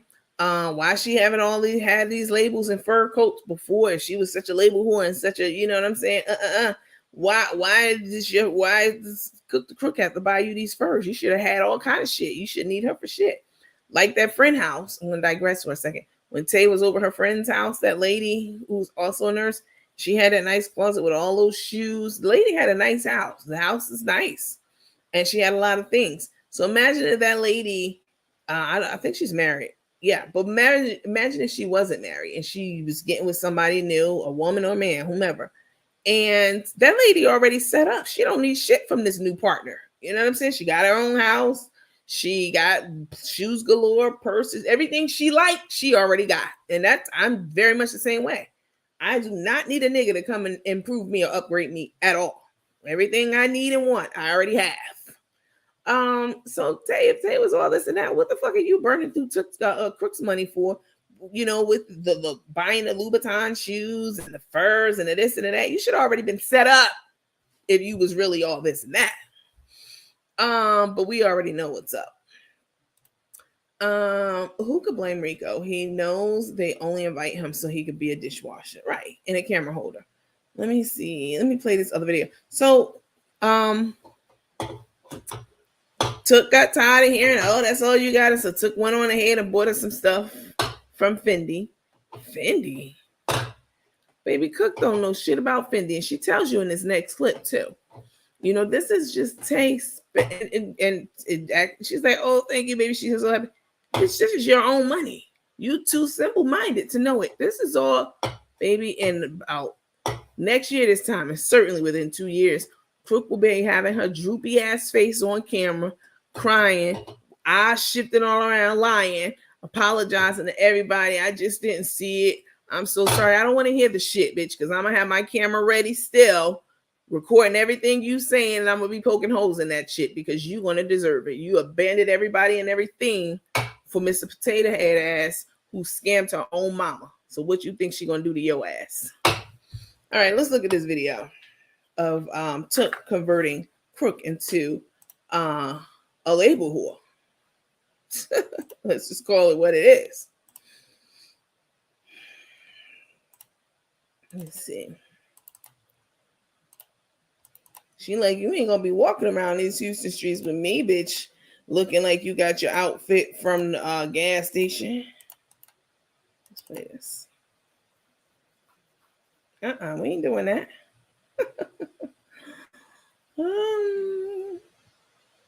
While I'm queuing this up, y'all, my favorite apple juice, my favorite juice period are these Martinelli juices. Y'all ever had these? They sell them at Costco. I buy these a lot. They hadn't had them at Costco for like the last few months, so I hadn't seen them. But I went today. Did I take y'all with me today? No, I went on a quick Costco run today, and they have the apple juice back, the Martinelli ones in these little apple shake bottles. These shits are legit best juice you can buy on the market. No added sugar, no preservative, nothing. Just pressed apple straight up. So good.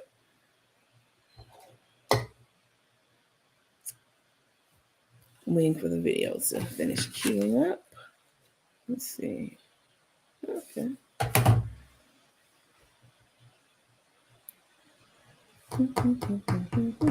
So this is a video of Cook the Crook opening up her so-called birthday gifts that Took bought Cook with her own money, with Crook's own money.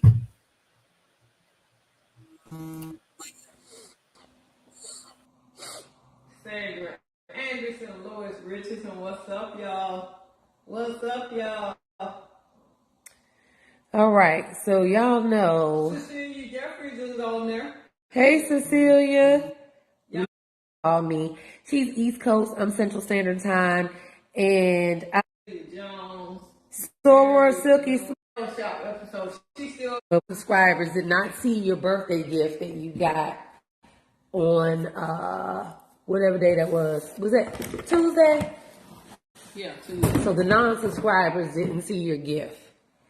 No, you gotta show them the gift, the other gift. This one? Yeah. Okay. Let me show y'all this one first. Okay. KKK? What KKK? Ah! I got the hook up. Holla if you hear me. I hear you. I sure hear you. I need to go somewhere with it. This how it fits. Alright.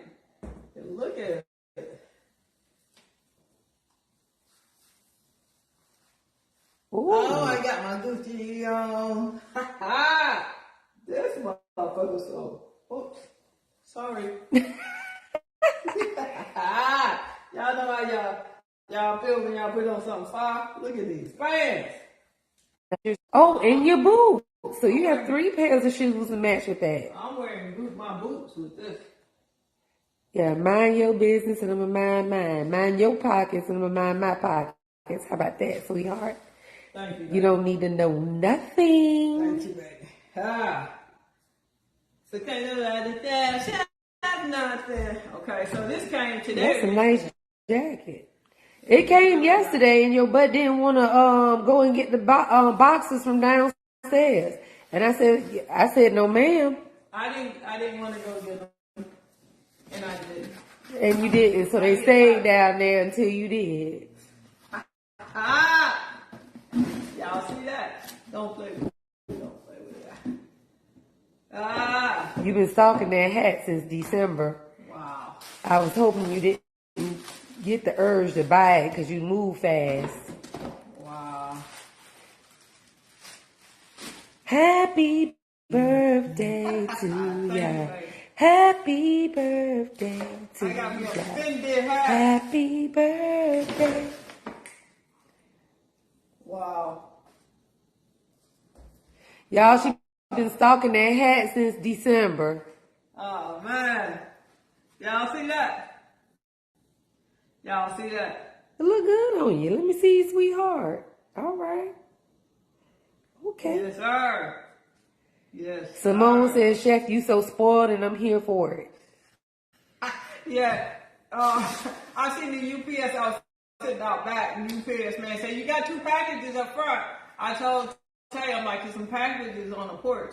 She's like, oh, you ain't gonna go get them? I'm like, nah, I ain't going down there. You go get them. You go. But thank you, buddy. You're welcome. Thank you, buddy. Mom. That's why I got your name. See, baby. That's why. Gather yourself, sweetheart. Didn't you just drink some of that juice? You should have superpower by now. Look at that. That's why I got your name painted on my I cannot believe you did that. That's why Y'all, she just scared me when she did that. I said, what? Look. I said, what in that?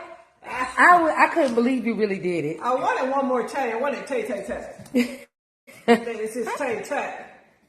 So I wanted one more Tay. You talking about, is that yours? The man, you just literally said he left 2 packages. He left two packages. So this was my Fendi out there yesterday? Yep. And you left it right downstairs. That's crazy. I told you I wasn't going to do it. I said, I'm not going downstairs, sweetheart. You don't go? Mm-mm. I cannot believe you really did it. It's insanity. I'm celebrating my birthday all month. I'm done. Find somebody else to do it. My baby said find somebody else to do it. Woo! And Bradley Jones. Yeah, I wouldn't even go. Oh yeah. Chef, you slipping. Gather yourself. Gigi took you out for a second. Tell you spoiling her for her birthday. Truck now. This beautiful other gift. You the best wifey. I want one now. What's up, Ann Bradley? You know, I got to surprise her. I'm scared to open this. Woo, woo, woo. Yes, Renika, let the Fendi outside. Wow. That's crazy. You like it? I love it. Is the size too big? You gotta try it on. I'll try it on later. But I'm going to the mall, so if I need to exchange it, I can take it back. Oh wow, I'm outside, y'all. Fendi shorts, hat. If you get one drop of anything on them shorts, it's me and you. Look at this. Chef, I'll switch. Let me pause for a second. Listen to how Tay talks to her about, come here, let me see what you got on your shirt. If you get one drop of da-da-da, it's going to be a problem. Tay is too aggressive. Listen to me, y'all. Listen to me carefully. Hear me talk. These people, hear me now, as the Jamaicans say, listen, these people are, this is going to be bad. This is just going to be very bad. You two people, two fire signs, like two fire personalities, two aggressive people. Let's call it what it is. Two aggressive people in a relationship will never, ever work, ever. And y'all know I always say, well, not in every case. That shit's not going to work. You can't have two aggressive people happily in a relationship. Let me say that. Yeah, they out there. They're together somewhere in the world, I'm sure. Them motherfuckers are not happy. It will never work. Crook wants to be, you know what I'm saying, the more masculine one in a relationship. But she's not. Not by a long shot. It's Tay. Tay gives that masculine energy. Tay's the dude. She's the nigga in a relationship. Definitely. I mean, let's keep it a buck. She's the one with the more dominant personality. And that's going to be a problem for Crook because she really thinks she's a nigga. And she really thinks that, and she's not, and this is no knock to other studs. I'm talking about this one, okay? She's not. She's Pillow Princess. But she wants us to think that she's a stud. And she's not. And this is going to cause problems. They're always going to butt heads with each other because you can't have two. They got so much stuff working against them. You can't have two dominant personalities in a relationship. A lesbian and a bisexual woman, that shit'll never work. Ever. It's not going to work. What's going to happen when the bi woman wants some dick? That's going to be a problem. So they're mismatched from the word go. All right. Both of these, like they're not going to. This is going to be a disaster when they break up. It's going to be very bloody, and it's going to be very bad because once Took get everything she wanted out of this woman, and Took is playing a long game. I'm gonna show y'all what I mean by that exactly after we finish watching this clip. I'm gonna show you something else. Get you that Fendi for a Puma outfit. Nah.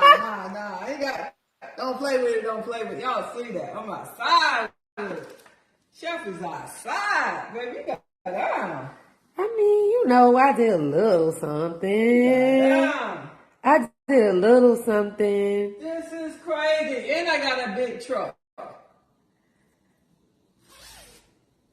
I need it to get cold one more time. One more time, you need another cold freeze. One more cold front to come through. This March, we need one more cold front so I can bust it out. That's crazy. Nice. You think you cute or something? Don't be trying to be fly out here in these streets. Look, I need to get myself together. Tracy Coleman said, I need to make me a wifey now. Y'all see this Fendi? Oh, wait. Wow. So I made a deal with her, but she didn't want to take the deal. No, I didn't want the deal. I didn't like the deal. She didn't like the deal. So I said, okay, well, sweetheart, we can't. I don't have to take the deal because I'm pretty sure. I didn't say you had to. Well, I'm pretty sure I'm going to get that too, even though you said I can't. You know what? I can't stand you. I know you're gonna get it, so You don't know anything, I do know. Carmen. No, That's you why don't. I do. That's No, why you don't. That's why I said I want all this, because I'm gonna still get that. Tika Love said, I need a wife soon.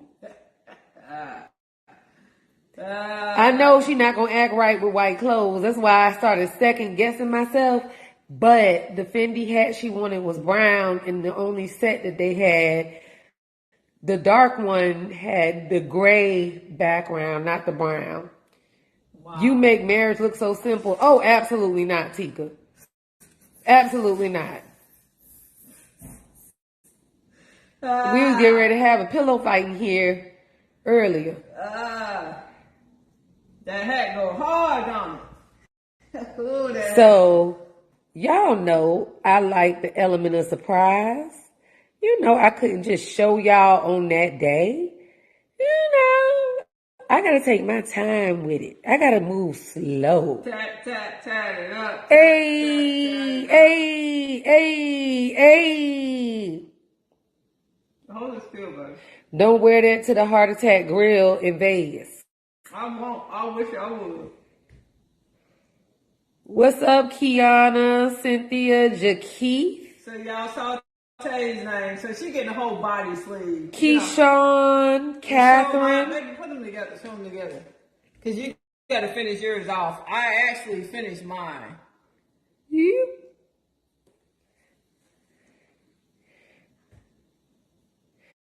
Catherine. Maybe put them together. Show them together. Because you got to finish yours off. I actually finished mine. You?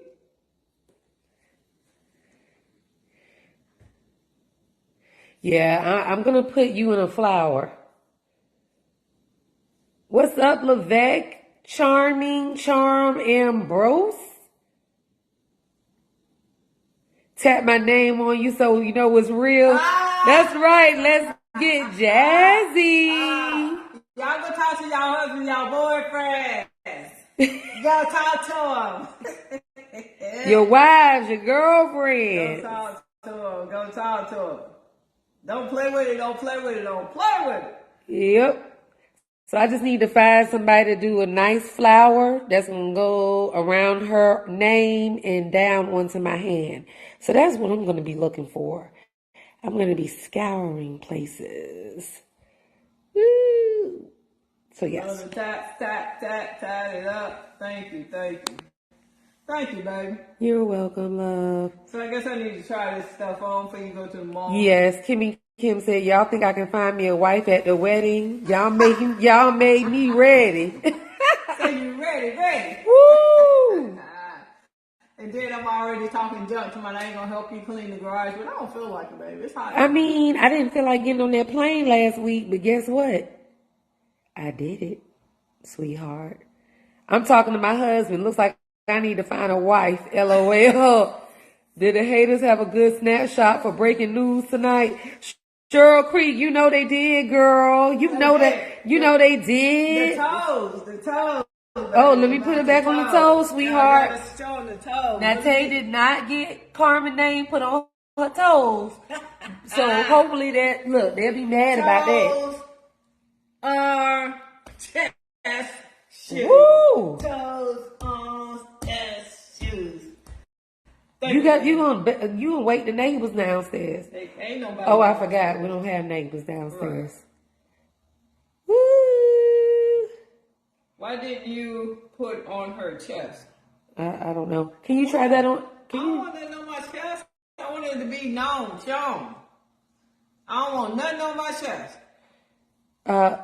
Ma'am, can you please go try the outfit on so I can see? I gotta get out of here. All right, can you go over there and sit somewhere? Let me try it on right here, cause I ain't. Oh, I gotta sit somewhere. Yeah, Okay. I can't go too far. All right. I ain't gonna be able to do that. Hey, y'all. I ain't even gonna be able to do it. What's up, Garetha? Who's that, Doretha Harris? That is Garetha Harris. Doretha Harris! She called me her bestie, so we in good. We together. What's up, Doretha? You know I love you. I miss you. I don't see you that much no more. But Doretha old school. She go way back. Baby, when you go to bed, can you... No, I can't. You I'm not. I'm not getting you no shoes. I am not. Don't y'all speak to me. Don't y'all say nothing to me. It's my birthday. Oh my God. Tay. From around. Chef Carmen's way. Really? Is this what you do? 10 toes down, baby. I'm like this. You definitely are. Look. 10 toes down for you, baby. I can't. 10 toes down. Earlier, y'all know what it is. They know what the So the size fits good for you? It's amazing. Don't you like it? I do. I don't know about that shirt. Is it too big or is it fine? It's fine. Okay. It's fine. Don't tell me. What is that? What you get on it? I ain't getting nothing on the look. Oh, okay. All right.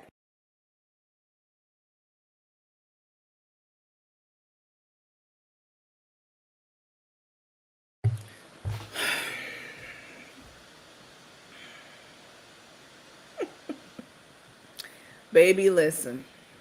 These are two. She's been. I don't even know that Crook the Cook knows that this is all her money that's going toward these things, because Tay has all the money. Tay has all the money from this equity in the home and the sale of the business. It's in Tay's account. Carmen can't have an account. I don't know that she even realizes where all this is coming from. She's just happy that she got her a light-skinned broad that's, saying she giving her stuff. This shit's coming out your own bank account. You think it's coming out of Tooks? No. I mean, the way that she's at and then the pan down to the, when the camera angle pans down, then the pan down to the, to the footwear. It's Burberry. Girl, don't nobody give a fuck about your Burberry shoes. People are more concerned with what's going on the inside of you than they are the outside of you. Hello, somebody. Patricia said they're so childish.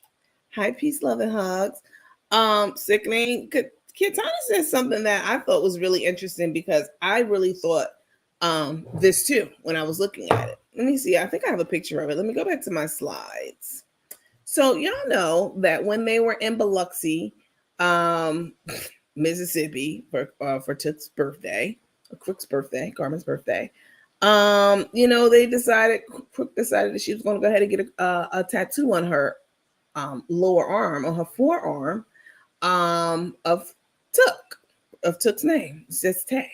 And she put a pair of dice on it. And as I said the other day, it makes perfect sense. You rolling the dice. You know what I'm saying? You literally gambling your life playing with this trifling ass lady, Took. Like, you're rolling the dice every single day with her. And you gave up your family for this? Come on. So Carmen got the tattoo, and it looks very looks like some shit they did in the pen. Okay, this don't even look like a real. This looked like some penitentiary shit that she did on her arm. And then people were like, "Well, Tay's not gonna get one too." Crook. She's infatuated with Tay, which is true. And Tay's only, Tay not trying to get one on her arm.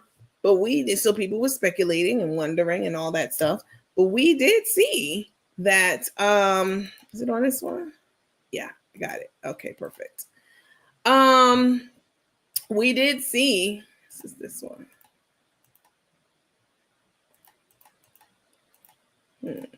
Something else I wanted to show y'all, but I'll look at this one now. We definitely did see the tattoo finally that Crook got. Now, let me see if I can blow this up. Hold on, let me go back. Now, Carmen's tattoo look like it's in her skin. All right, it looks like a tattoo, a tatuaje, as they say in Spanish. Okay, this looks like a tatuaje to me, pero eso, no, I don't see. I agree with Kiatana. She said this looks like henna. This Tay's so-called tattoo don't look real to me. And even if it is, let me tell y'all something. Tay is playing the long game. All those people who making all these bets with me, they'll be done before Christmas, last Christmas. I said, no, you got it all wrong. Tay is a pro at this. Tay is playing the long game. She gonna get a tattoo on her wrist. There's some shit she can easily get removed. She's gonna do whatever it takes to lull Crook into this false sense of security, which she's done a good job of doing, drain all her pockets, expand her platform, which she's done tremendously since she's been with Crook, Carmen. And she's playing the long game, y'all. This don't look like a real tattoo to me either. Someone said it in the comments, you know, it looks like henna. And it may well be, but even if it's not, this is how you get to the bag if you are a person who's always scheming and scamming on and preying on somebody else's money and funds. And that has been Tay's, that's her legacy. That's Tay's legacy. No matter what, she can get on camera laughing and smiling with them fake ass teeth in her mouth. Tay, both of them got false teeth. But she get on camera acting like she ain't hear what Auntie said about her trifling ass ways all these years. We know what's up. So all this distraction you trying to do and acting like you going on with your life and I'm changing my name and this and that, da-da-da. It's all a distraction. We don't care about none of that. We know what's up. We know what's up. And what's up is you will steal money from anybody who has it. Okay. And Crook got a lot of it right now. Well, she had a lot because of, you know, the consolidation or the sale of the business. And then, y'all know, the equity on the house. But I agree. I don't think this looks like the same tattoo. This looks like on above her arm. Carmen's tattoo was etched to her skin, and it looks like it to me in this picture.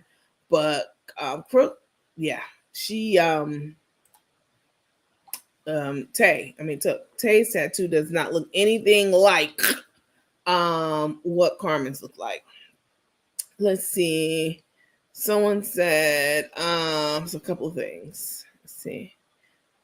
Myra said it's sickening. The Gucci jacket is too small. That's why she did not zip it up. You saw that too? Mm-hmm. Carmen is so childish. Both of them jumping on the bed. So let's put on a onesie and run around the room. Very mentally unstable. She talks to her like a child. That's that dominant personality, y'all. Listen, I was in a relationship with a man, and he's an alpha man. You know, I shouldn't call him an alpha because I already went over what alpha means. Alpha means the complete opposite of what a lot of people think it means. Let me make sure my picture's up here and I'm not just, my mic is on. Yeah, it's on. you know how y'all get. Oh my God. We did not work because he had a misunderstanding of what alpha means. As I said before, to be an alpha means that you take care of everyone around you, everyone. You're a servant leader, all right? A lot of alphas think, they just think they're a leader. There's a difference between being a leader and being a servant leader, all right? Distinct difference between the two. So alphas are servant leaders. They take care of everyone around them. They are effective communicators. They make sure everything and everyone around them is locked, loaded, and locked in and good. They make sure everyone around them is good. And they lead in such a way that you want to voluntarily follow their leadership. They don't bark orders. They don't, you know what I'm saying? They're not unnecessarily aggressive with people just because I'm an alpha. Roar, hear me roar. That's the complete opposite of what an alpha is. And so one of my ex-boyfriends, he did not understand that. He didn't know what an alpha was to me, even though he's a highly educated, very educated person. That doesn't mean shit. If you don't know, things that are not related to your academic studies, you don't know much about the rest of the world that's going on around you, that doesn't mean shit. Like how educated you are, that means nothing to me at this point in my life. I'm much more concerned with how nice a person is, as opposed to, how vicious or how, how tough they are. I'm way more impressed with how nice a person is than I am how tough they are at this point in my life. I've been probably in this space since like the last 10 years or so. Anyway, we didn't work because I'm an assertive person. I have a very assertive personality, as you've noticed by now. I'm very vocal. I'm very outspoken. I have all my own everything. I don't need a nigga for shit. And any man that's ever met me, I never had to tell them that. They know. They already know. A person knows, you know, how you carry yourself, what you have. Especially if they come to your home and they see how you set up or whatever. Even if they've never been to my home, just talking to me, a person, you know, you can gauge, you know, where a person might be and where they might, if they're at a place where they may or may not need you in their life. You know, this is an adult. Been around enough, you know. And he knew. I never said that, but he knew. And so this was always a challenge to his manhood in his mind, to me, in my mind about him. Because even though he was this, you know, his education level is higher than mine. It's MD. I don't have an MD. So we didn't work because we were very, very similar in a lot of things, in a lot of different ways. And not necessarily, you know, because I was just anyone who had an opinion. Like I would watch him with his mom and other people, et cetera, et cetera. Like he has a very dominant personality, and I'm not the kind of person you can be domineering over. I'm just not. So we didn't work, and that's the same thing that's happening in this relationship with Crook and Took. Took's not the kind of person you can be domineering over. She's not. We've seen her.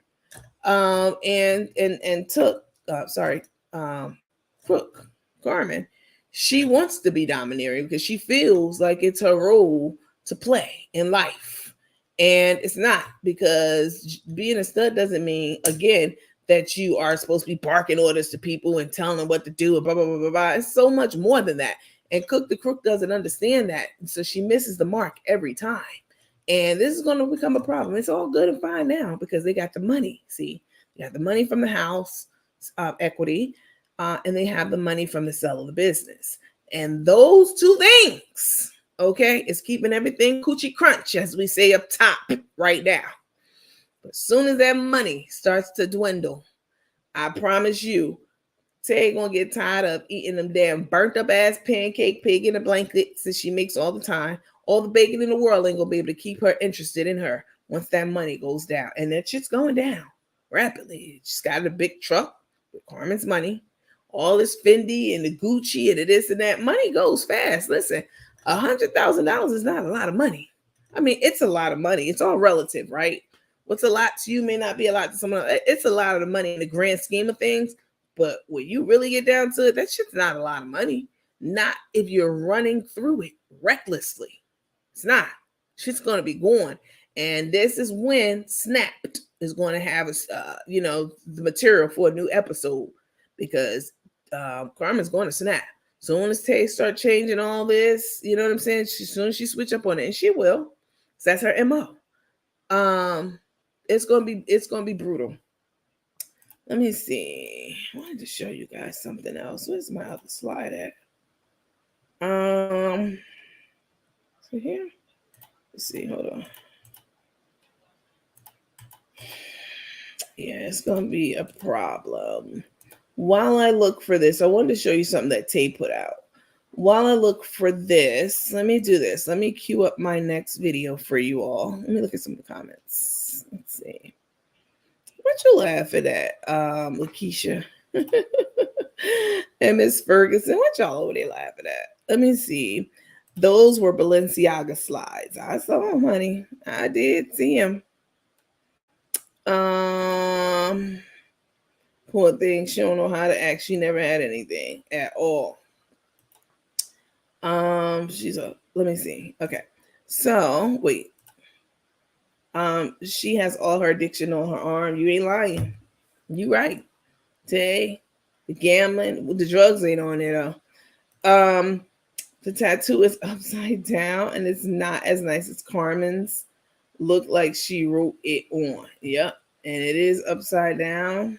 You can see their tattoos are facing two different ways. Let's see. Sawanda said they're watching, so she know Auntie's talking.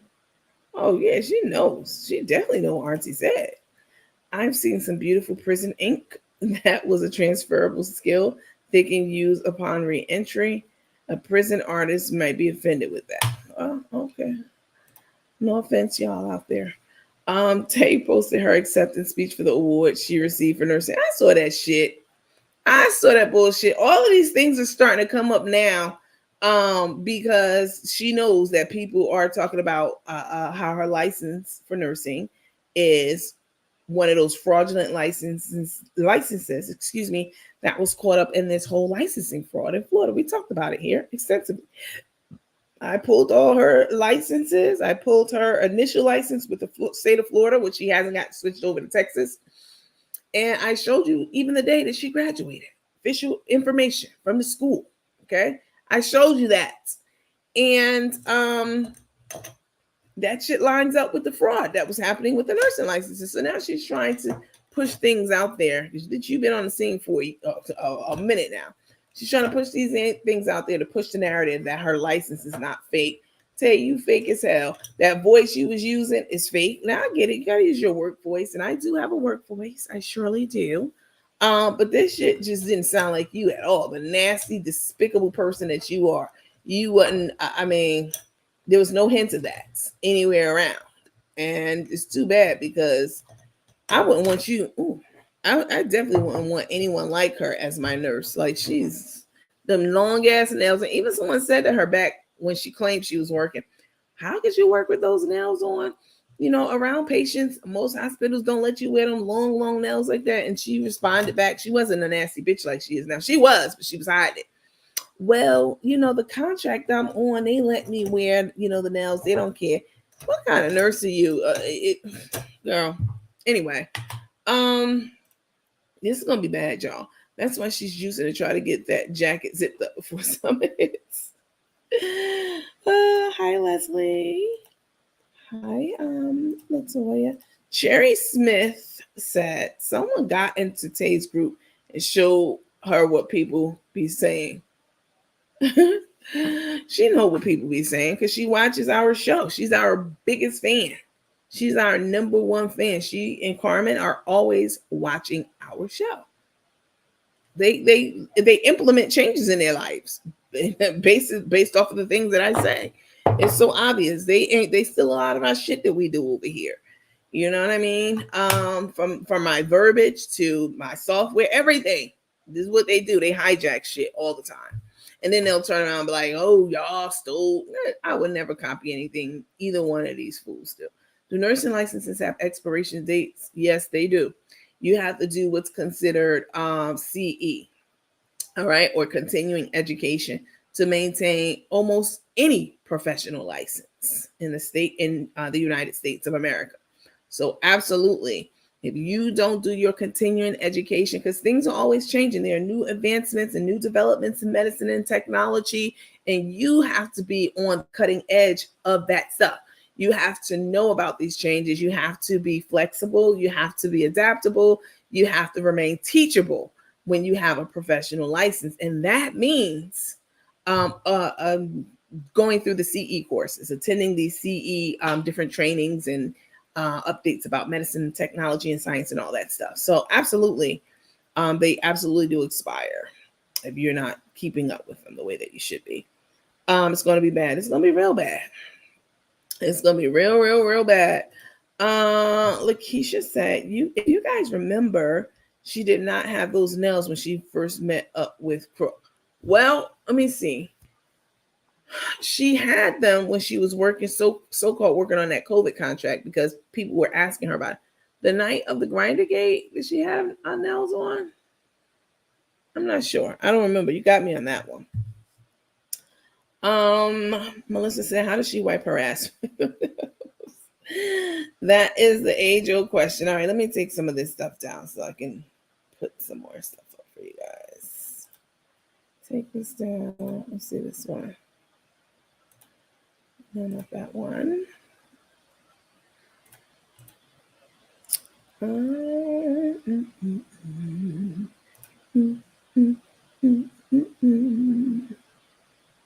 Let's see.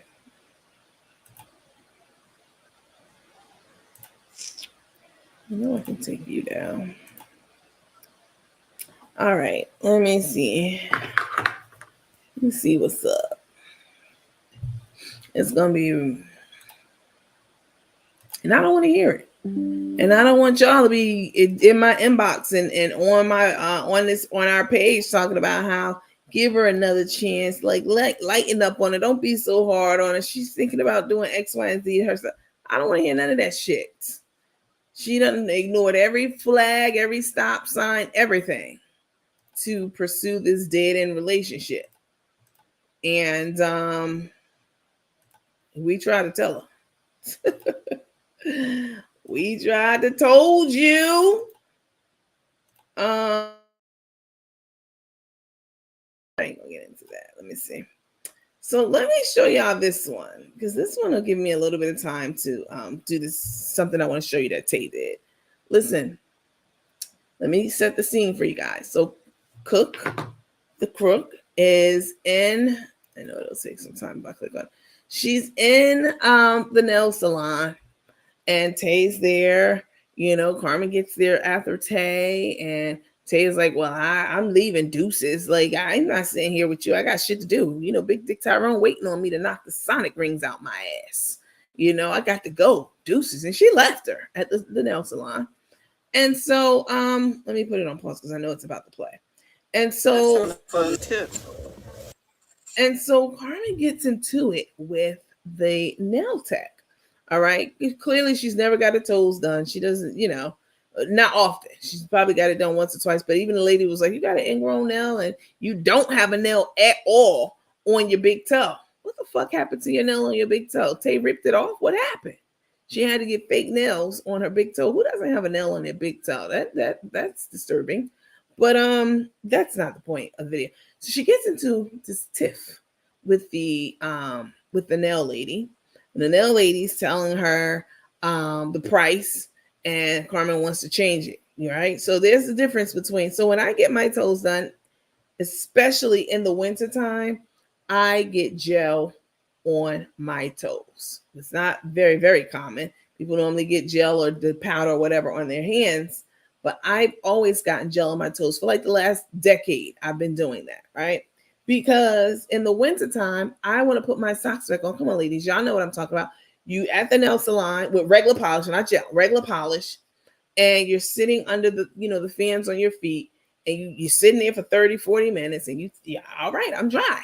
And as soon as you put them damn socks on, they go over your feet, and you think you're fine, and you put your sneakers on. When you get home and take your sneakers and socks off, guess what? Now you got sock prints, the imprint from the socks in your nails, in your polish, right? So now it's ruined. You got to go back and get it finished. So I've been stopped doing that. I haven't gotten regular polish on my nails in probably 15 since they've been doing the gel. So the gel is more expensive. All right. So the gel where I go to, you know, the gel can cost you $60 just for your feet. So so Carmen don't know this. She goes and she thinks that so she wants shellac on her toes because she wants to get Tay's name on them, which is okay. And then, you know, she's arguing with the lady about the price. It's $17 more and and this and that, back and forth. But meanwhile, you haggling over the price of what you want to get on your feet. But meanwhile, you out there letting Tay buy Gucci shit in your name, trucks in your name, and you can't even, you know what I'm saying, stomach the fact that your toes cost more than a regular pedicure. Like that, and this is the Carmen we know. She doesn't like to spend her money on frivolous things. She's not into Gucci and Prada. What is the Puma? The Puma is like her highest level of clothing achievement. It's been, you know, for the last, since we've been knowing her up until recently. So she's not you know, she doesn't care about name brands. I mean, now she does.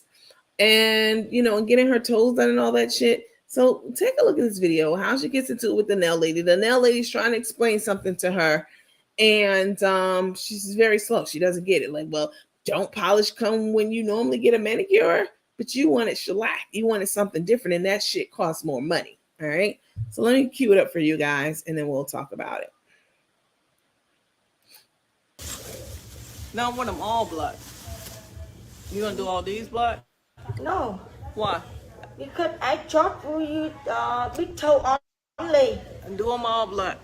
now you want all of it. I charge you extra. I don't care. I thought you, when I asked for black, when you asked for black, I just want them. That's fine. So now you want all of it black? That's when I said black. When you No, asked for, black for big toe only. no, black for all the toes. All is over $70 extra. Okay? Okay.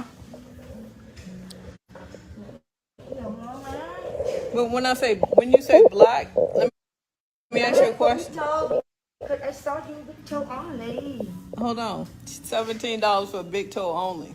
Hold on. Let me ask you a question. So when somebody come in and they ask for black, it's just for one toe? No, you tell me because I thought you No, I said both big toe black design. okay, I'm gonna let you That's talk. why I charge you for big toe design only. Okay, let me tell you what my understanding was. When I come in and every time I come here, I ask for black. All of it. They do all 5 of my toes black. All I paid was for the design. I paid for the design $10 per toe, but I paid for all my toes to be black. Yeah, you're right. She's already paid. No. You need to ask the cashier. Yeah. Okay. No, ma'am. I charge $5 for one fist for big toe. Okay. Correct? Okay. You don't have the nail on big toe. Okay. So I put the powder on. Right. I understand that. Yeah. So you saying it's gonna be $17 more for the rest of the toes? All of it now, extra. Yeah. Extra $17. Okay. Yeah. All right, let's do it. Because for design, I charge for. It's okay. Yeah. It's okay. It's okay.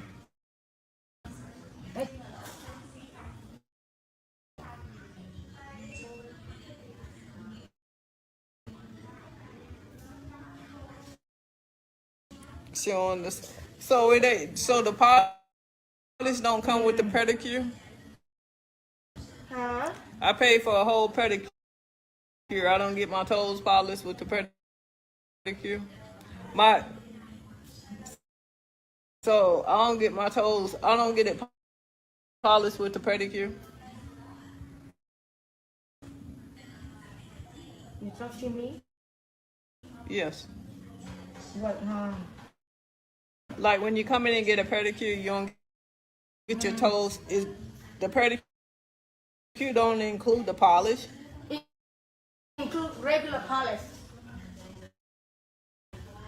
I know. So if I get regular polish, That's why I charge you for shellac because we don't design regular.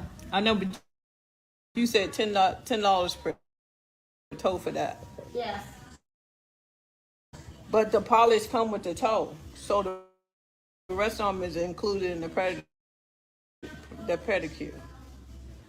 Yeah, I can pin on the regular for you now. Yeah, regular. So regular black, okay? Yeah. So no charge. Yeah.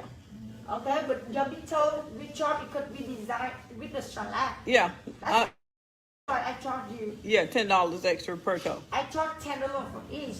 All right. But you do 2, I charge 15 only. Okay. 15 but $5 extra with the powder. Powder, the thick nail you don't have. I got now. Yeah, total the training. Right. Correct? Correct.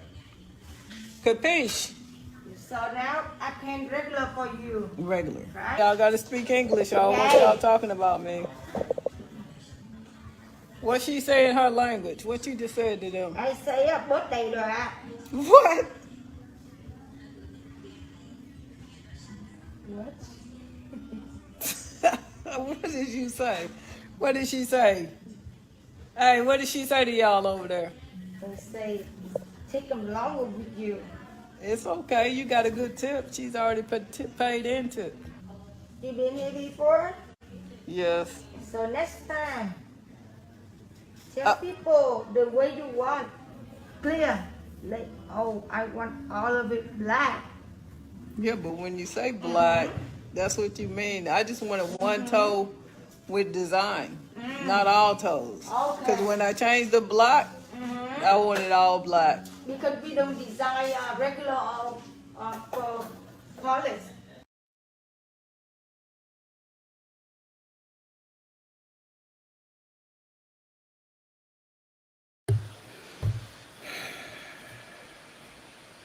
A whole mess and a half. Like you weren't. She probably never in her life got her toes done before Tay. You know, and nothing's wrong with meeting people and they are introducing you to new things. But Cook the Crook is arguing with this lady, going back and forth with her over the policy. Bitch, you got shellac on your big toe. That's not regular polish. So yeah, and you said you wanted your big toe done, and so that's what they did. And she got Tay's name on her toes. Like this shit is gonna be so bad. It's gonna be bad. Shut up, Carmen. Oh my goodness, this fool. Jewel Chandler. I like that name. Ever since she got the new teeth, she's got a new attitude. She's trying to act like Big Willie now. Right, exactly. Humble yourself, Grandpa. Ignorant. Like she's despicable as hell. Okay, let me show you guys this slide. I'm sleepy. Excuse me for yawning. All right, let's see. 409. Yeah, this is the one. Okay.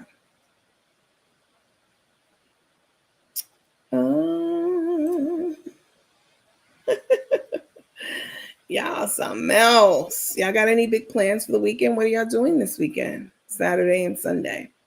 Any cookouts? What's the weather? Is it nice where you are? What are you doing this weekend? I want to know. Let me know.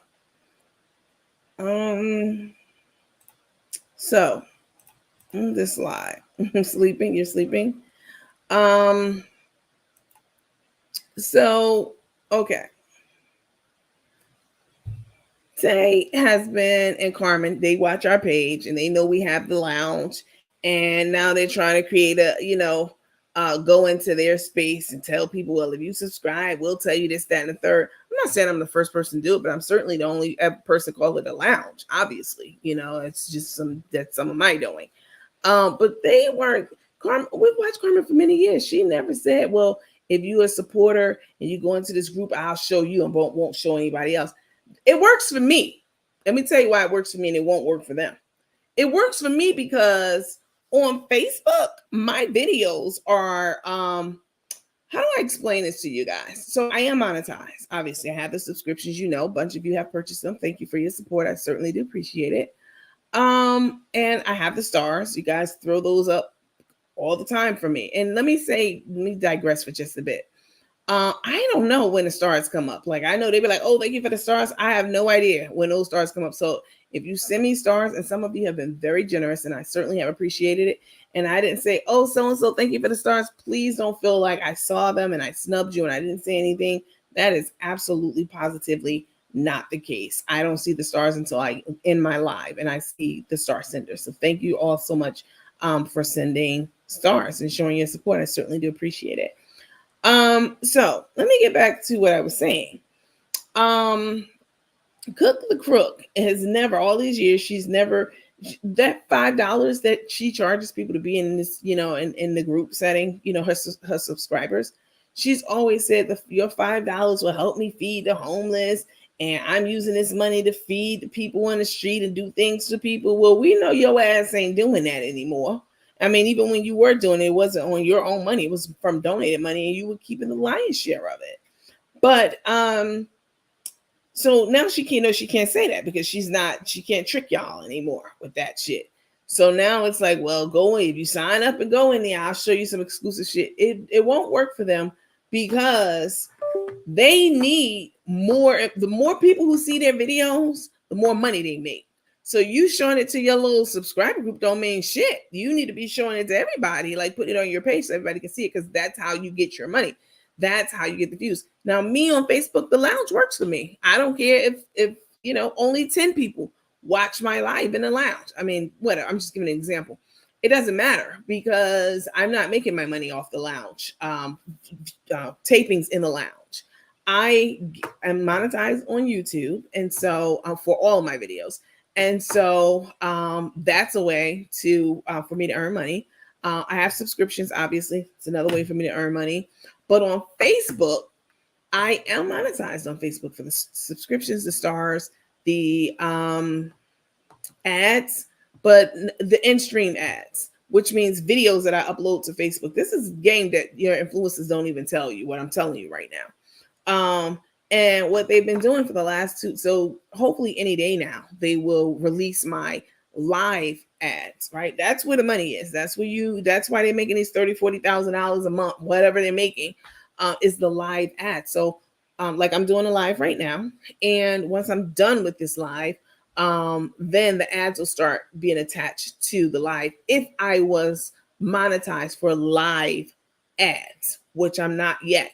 My application is still under review. This is a standard process and protocol for anyone who's being monetized on Facebook. The live stream ads, like when you watch a video and you see an ad pop up, that's where the money comes into. So I don't give a damn about, I'm not broadcasting to Facebook right now. I don't care. I'm not monetized in that space on Facebook.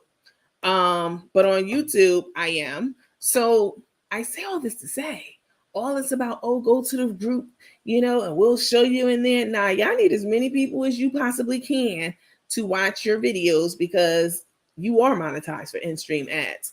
And that is how you make the big bucks on Facebook.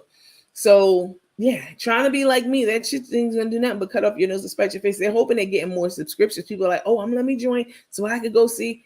That works for me, but it ain't gonna work for your ass the way you trying to work it. So stay in your own lane. That's the moral of the story. I'm not following any other page in existence on this planet.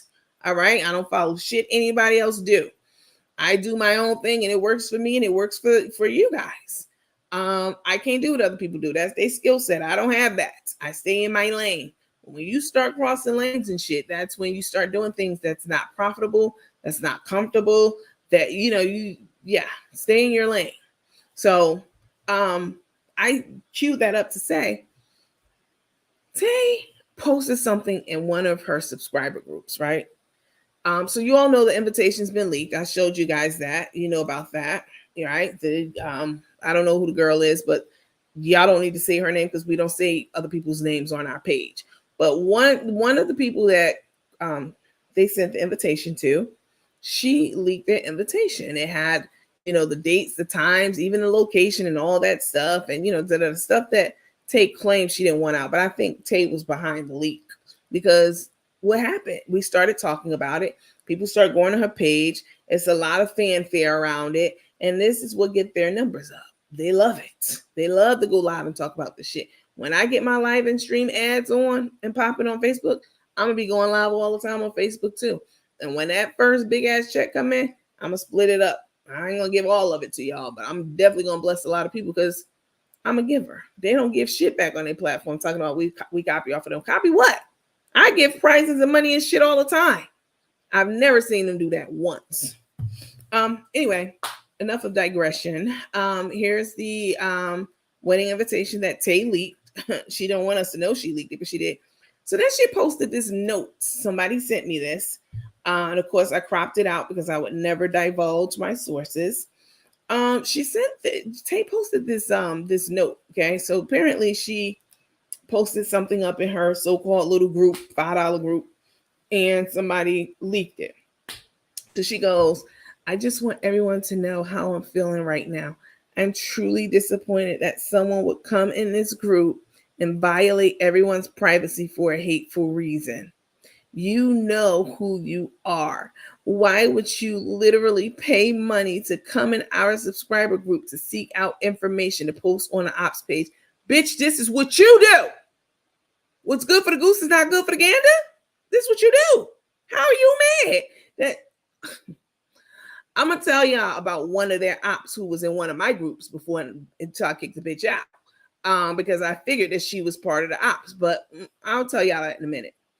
But she's on here crying about somebody posting joining the group for $5. Y'all did the same damn thing. Y'all do the same thing all the time. And I'm pretty sure it's somebody in our lounge, because we have lots of people in the lounge. And there's plenty more who are subscribers who haven't even made it to the lounge yet. But I'm pretty sure y'all done did the same shit to plenty of times, plenty of groups, so stop. She talking about some, you know who you are. Why would you literally pay money to come into our subscriber group to seek out information to post on the ops page like you do, bitch? Whomever you are, take a really good look in the mirror at yourself and ask, is this really becoming of you as an adult? Oh, y'all adults now? Because y'all act like juveniles. Anyway, is this the behavior of a good character? So y'all got good character now? Y'all was just over there talking about nappy hair on dark-skinned women, and dark-skinned women are Aunt Jemima's me for wearing a scarf on my head. I'm Aunt Jemima. I look like Aunt Jemima. You ridiculing natural 4C hair. Mine's 4A. But you ridiculing that, maybe 4B. You ridiculing gorgeous, beautiful 4C hair. Like, that's the most highly textured hair in this on the spectrum of hair types, and it's beautiful. I love all black hair. I think black hair is magical. It's very versatile. We can do so many things with it. Nobody else could do with their hair what we do with our hair. Period. And for these two high yellow backwoods slave house nigga thinkers, is the mentality they have, talking about dark skinned women and highly textured hair. Meanwhile, Carmen, you got a whole dark-skinned daughter, okay, with highly textured hair, and your granddaughter's beautiful, just as dark as I am, with highly textured hair. So miss me with the bullshit about you being good people, because you're not. So she says, is this behavior of good character? What does this behavior say about you, please? Why don't you reveal yourself? Why don't you tell Miss Girl to reveal herself? That bitch still hiding behind a picture and talking, but bumping them gums. And they definitely ride for y'all. So why don't you tell them to show themselves?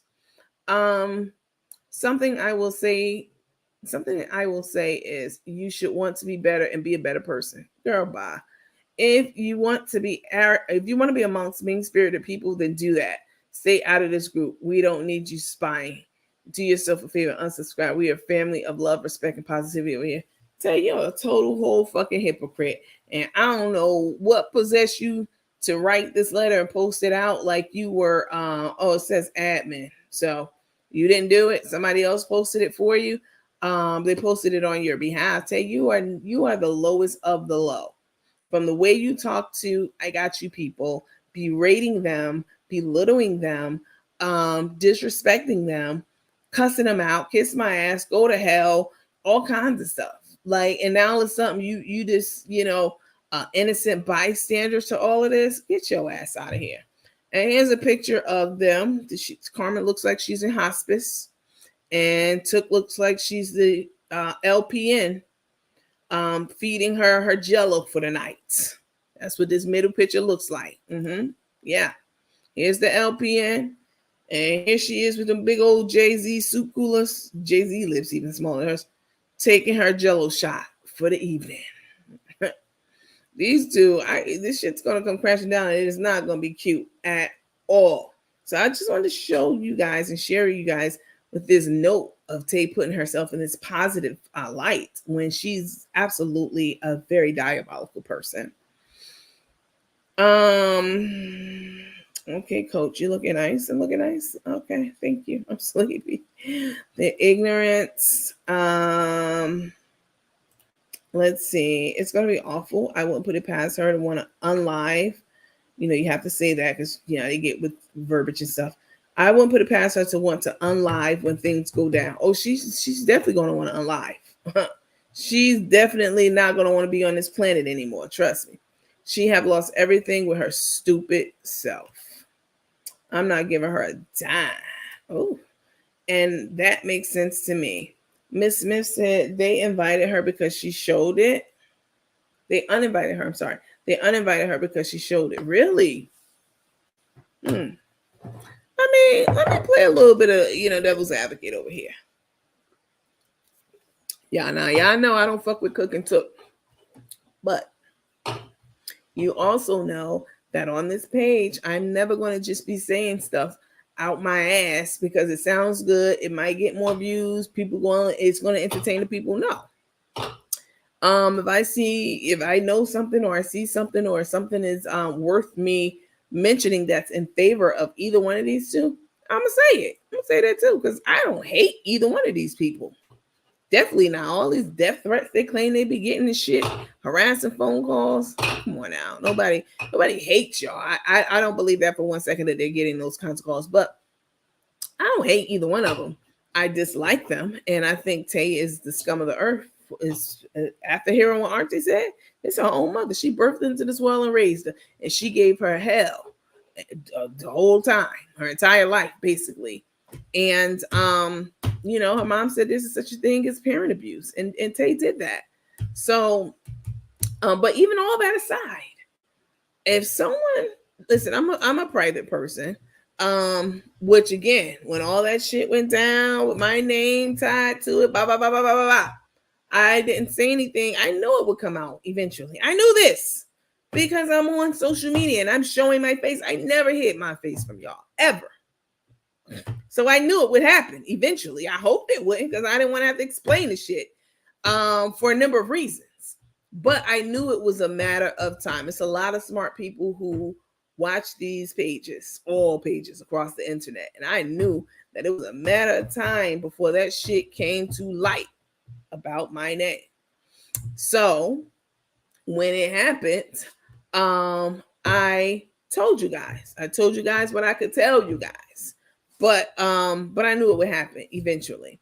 And but other than that, I like to keep things private. To an extent. I understand that being on this platform, a lot of that I'm a public figure at this point, and I understand that means that some information that I want to be private about, I can't. Like who I'm dating. If I meet a nice gentleman, I'm probably gonna have to share that with you guys. I don't have to, but I probably should. So I'm private in that regard. I will say this. If I send out invitations and I wanted it to be private and discreet and I didn't want people to get a hold of it, because now this is a security issue. Because now people can easily Google the place that's listed on the invite and find out where they are. They claim they get death threats and da-da-da. I don't believe that for a second. But still, you there's some things you want to hold, keep sacred, right? And maybe an invitation is one of them, and all the details, intimate details about the affairs on them is now public knowledge. I would be upset too. I would be upset. I wouldn't like it one bit. But I do realize this too. We live in a social media world. Everything's about technology, social media. You can't keep shit private. Like I said, I knew that shit was going to come out. And it did. You can't keep anything to yourself these days. So Tay got mad. I just don't like how she tried to paint herself out to be this sweet, innocent person. Like, are you happy with yourself? That was mean spirited. The shit y'all do on a daily basis and the things that y'all be talking about, you can't call anybody else mean spirit or disrespectful. Or are you happy with yourself for doing that? No, you don't reserve the right to say those things because you're nothing but the scum of the earth, both of y'all. And y'all say like disrespectful, dirty shit all the time to different people. So I would have uninvited that person if someone did that to me too. All that said, boy, oh boy, I was laughing so hard when I read it. Oh, they're adults now? Right. Really? That's a joke. Myra said, truly disappointment. It's truly disappointing. She just don't know. Tay, I'm gorgeously black and I'm blessed just to be. I just can't stand her. I know that's right. I don't like them. I wish I still had my mother. She's just a disgrace as a human being. I mean, she's like the demon seed, that Tay. She's definitely put her on through her mom through a lot of drama and trauma. And it's really a shame because Her mom seems to be, nobody's perfect. I'm sure her mom has her faults and, quirks like any other human being on this planet. But from what we see, from what I see, she seems perfectly lovely. And too bad Tay, she never appreciated any of it. And now she wants to change her name because she wants to fuck with her mother some more. Even though her mother's asked her plenty of times, leave me alone. Stop. I'm happy. Leave me alone, as Rico would say. She still wants to pop shit. She still wants to post things to continue to poke the bear. And this is her karma. Platforms like mine and other ones exposing her for all the things that Auntie has told us and all the things we already knew about her before we got confirmation from her mom. So Carmen is so childish. She has a child like mine. She's in arrested development. All right. This is what she's in a state of what's called arrested development. And she's been that way since about 12 years old. Okay. So she has a 12-year-old's mentality. And I'm not even being funny. Like, I'm dead ass. Let's see. I don't like them. Oops, sorry about that one. It's such a shame. Yep. I mean, these two are just despicable ass people. Let me see. I think there was one other thing I wanted to show y'all. Yeah, I want to show you guys this one.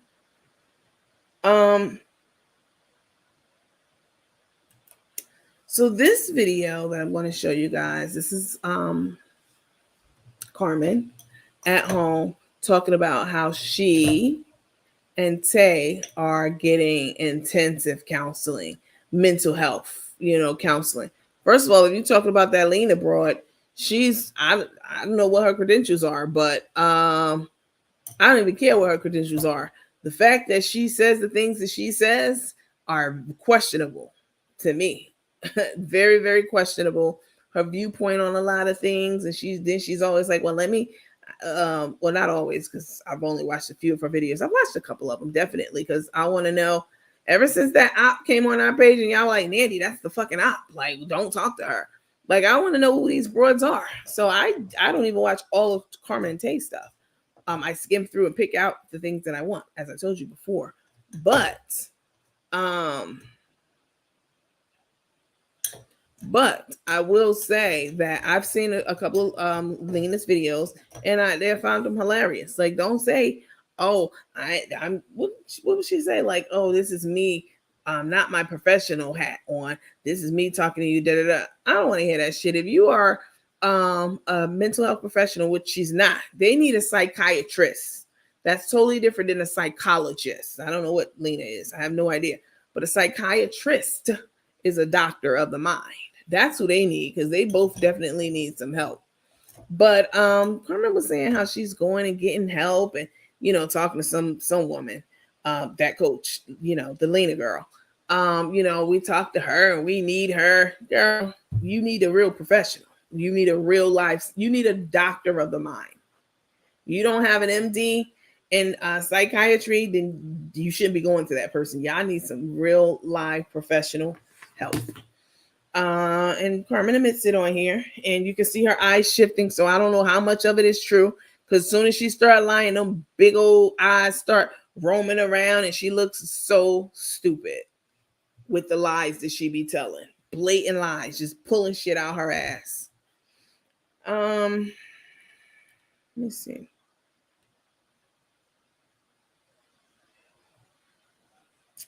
I will take you down. It's my water bottle.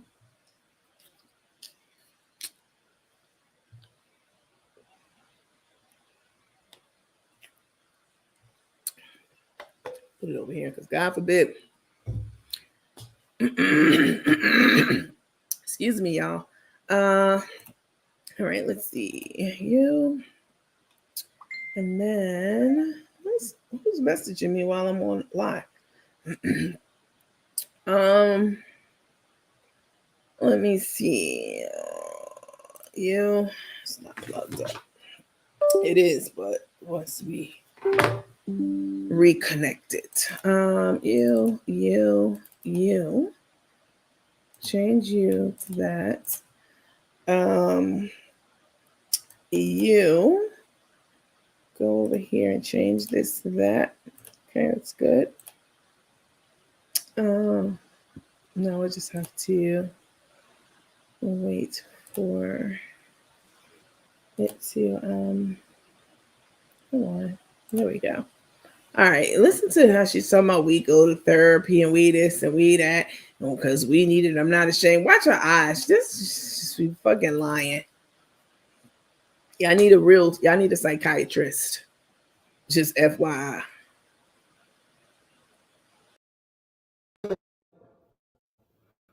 Nancy Prince, sharing wisdom. I'm pretty sure everybody has lost someone to cancer.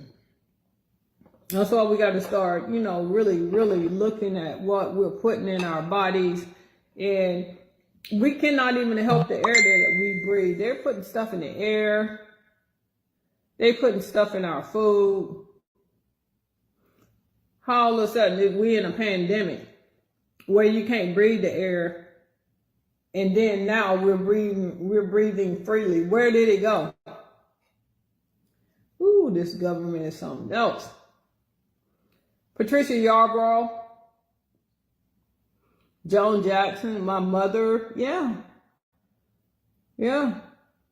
Cecilia Jeffrey, Mosina Waterton Godley, Alicia Fleming, Angela F.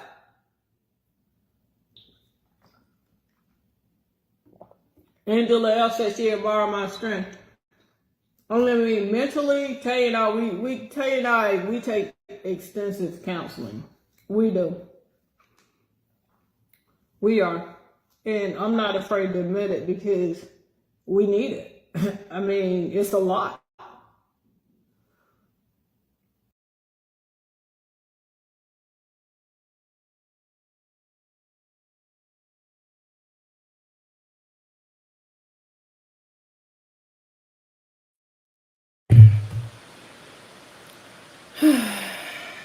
Let me take it down. Hold on. I mean, come on. Y'all definitely need help. And I'm not even being funny, and I'm not saying that to slight you or anything like that. From what we've seen, the behavior, the things you say, the way that you act, definitely need to be medicated, especially Carmen. Both of them. The shit that Tay did to her mom, that's just you. She's close to them. She's too close to them. How can she help them? Exactly. That part too. Thank you. She needs some Prozac. She has some, but she don't take it. How are y'all already in counseling this early in the game? Come on, D baby. Speak. Preach now. I would never sit up under that chick and have her counsel me. It's a no at all. In no way, shape. And I'm not saying that she's even necessarily a bad person, the Lena person. She's not qualified. Is she a doctor of the mind? Is she a psychiatrist? If no, then no, she's not. Shouldn't be counseling them. And I agree, you're too close to the situation.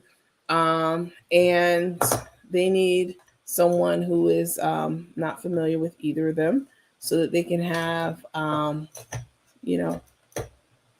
they can get the help that they really need. Let's see. What in the world is going on? How is she a conspiracy theorist all over the dang place? I mean, these two are just, they're not. They need some help. For real. I'm not even trying to be funny. Listen, guys, I have made the announcement. Don't know if you guys heard about it, but I am doing a satirical docu-series on Cook the Crook and Took. I heard it was brought to my attention that one of these platforms had their mouth on it, talking about it, saying, oh, isn't the people supposed to be acting themselves? This is a document series.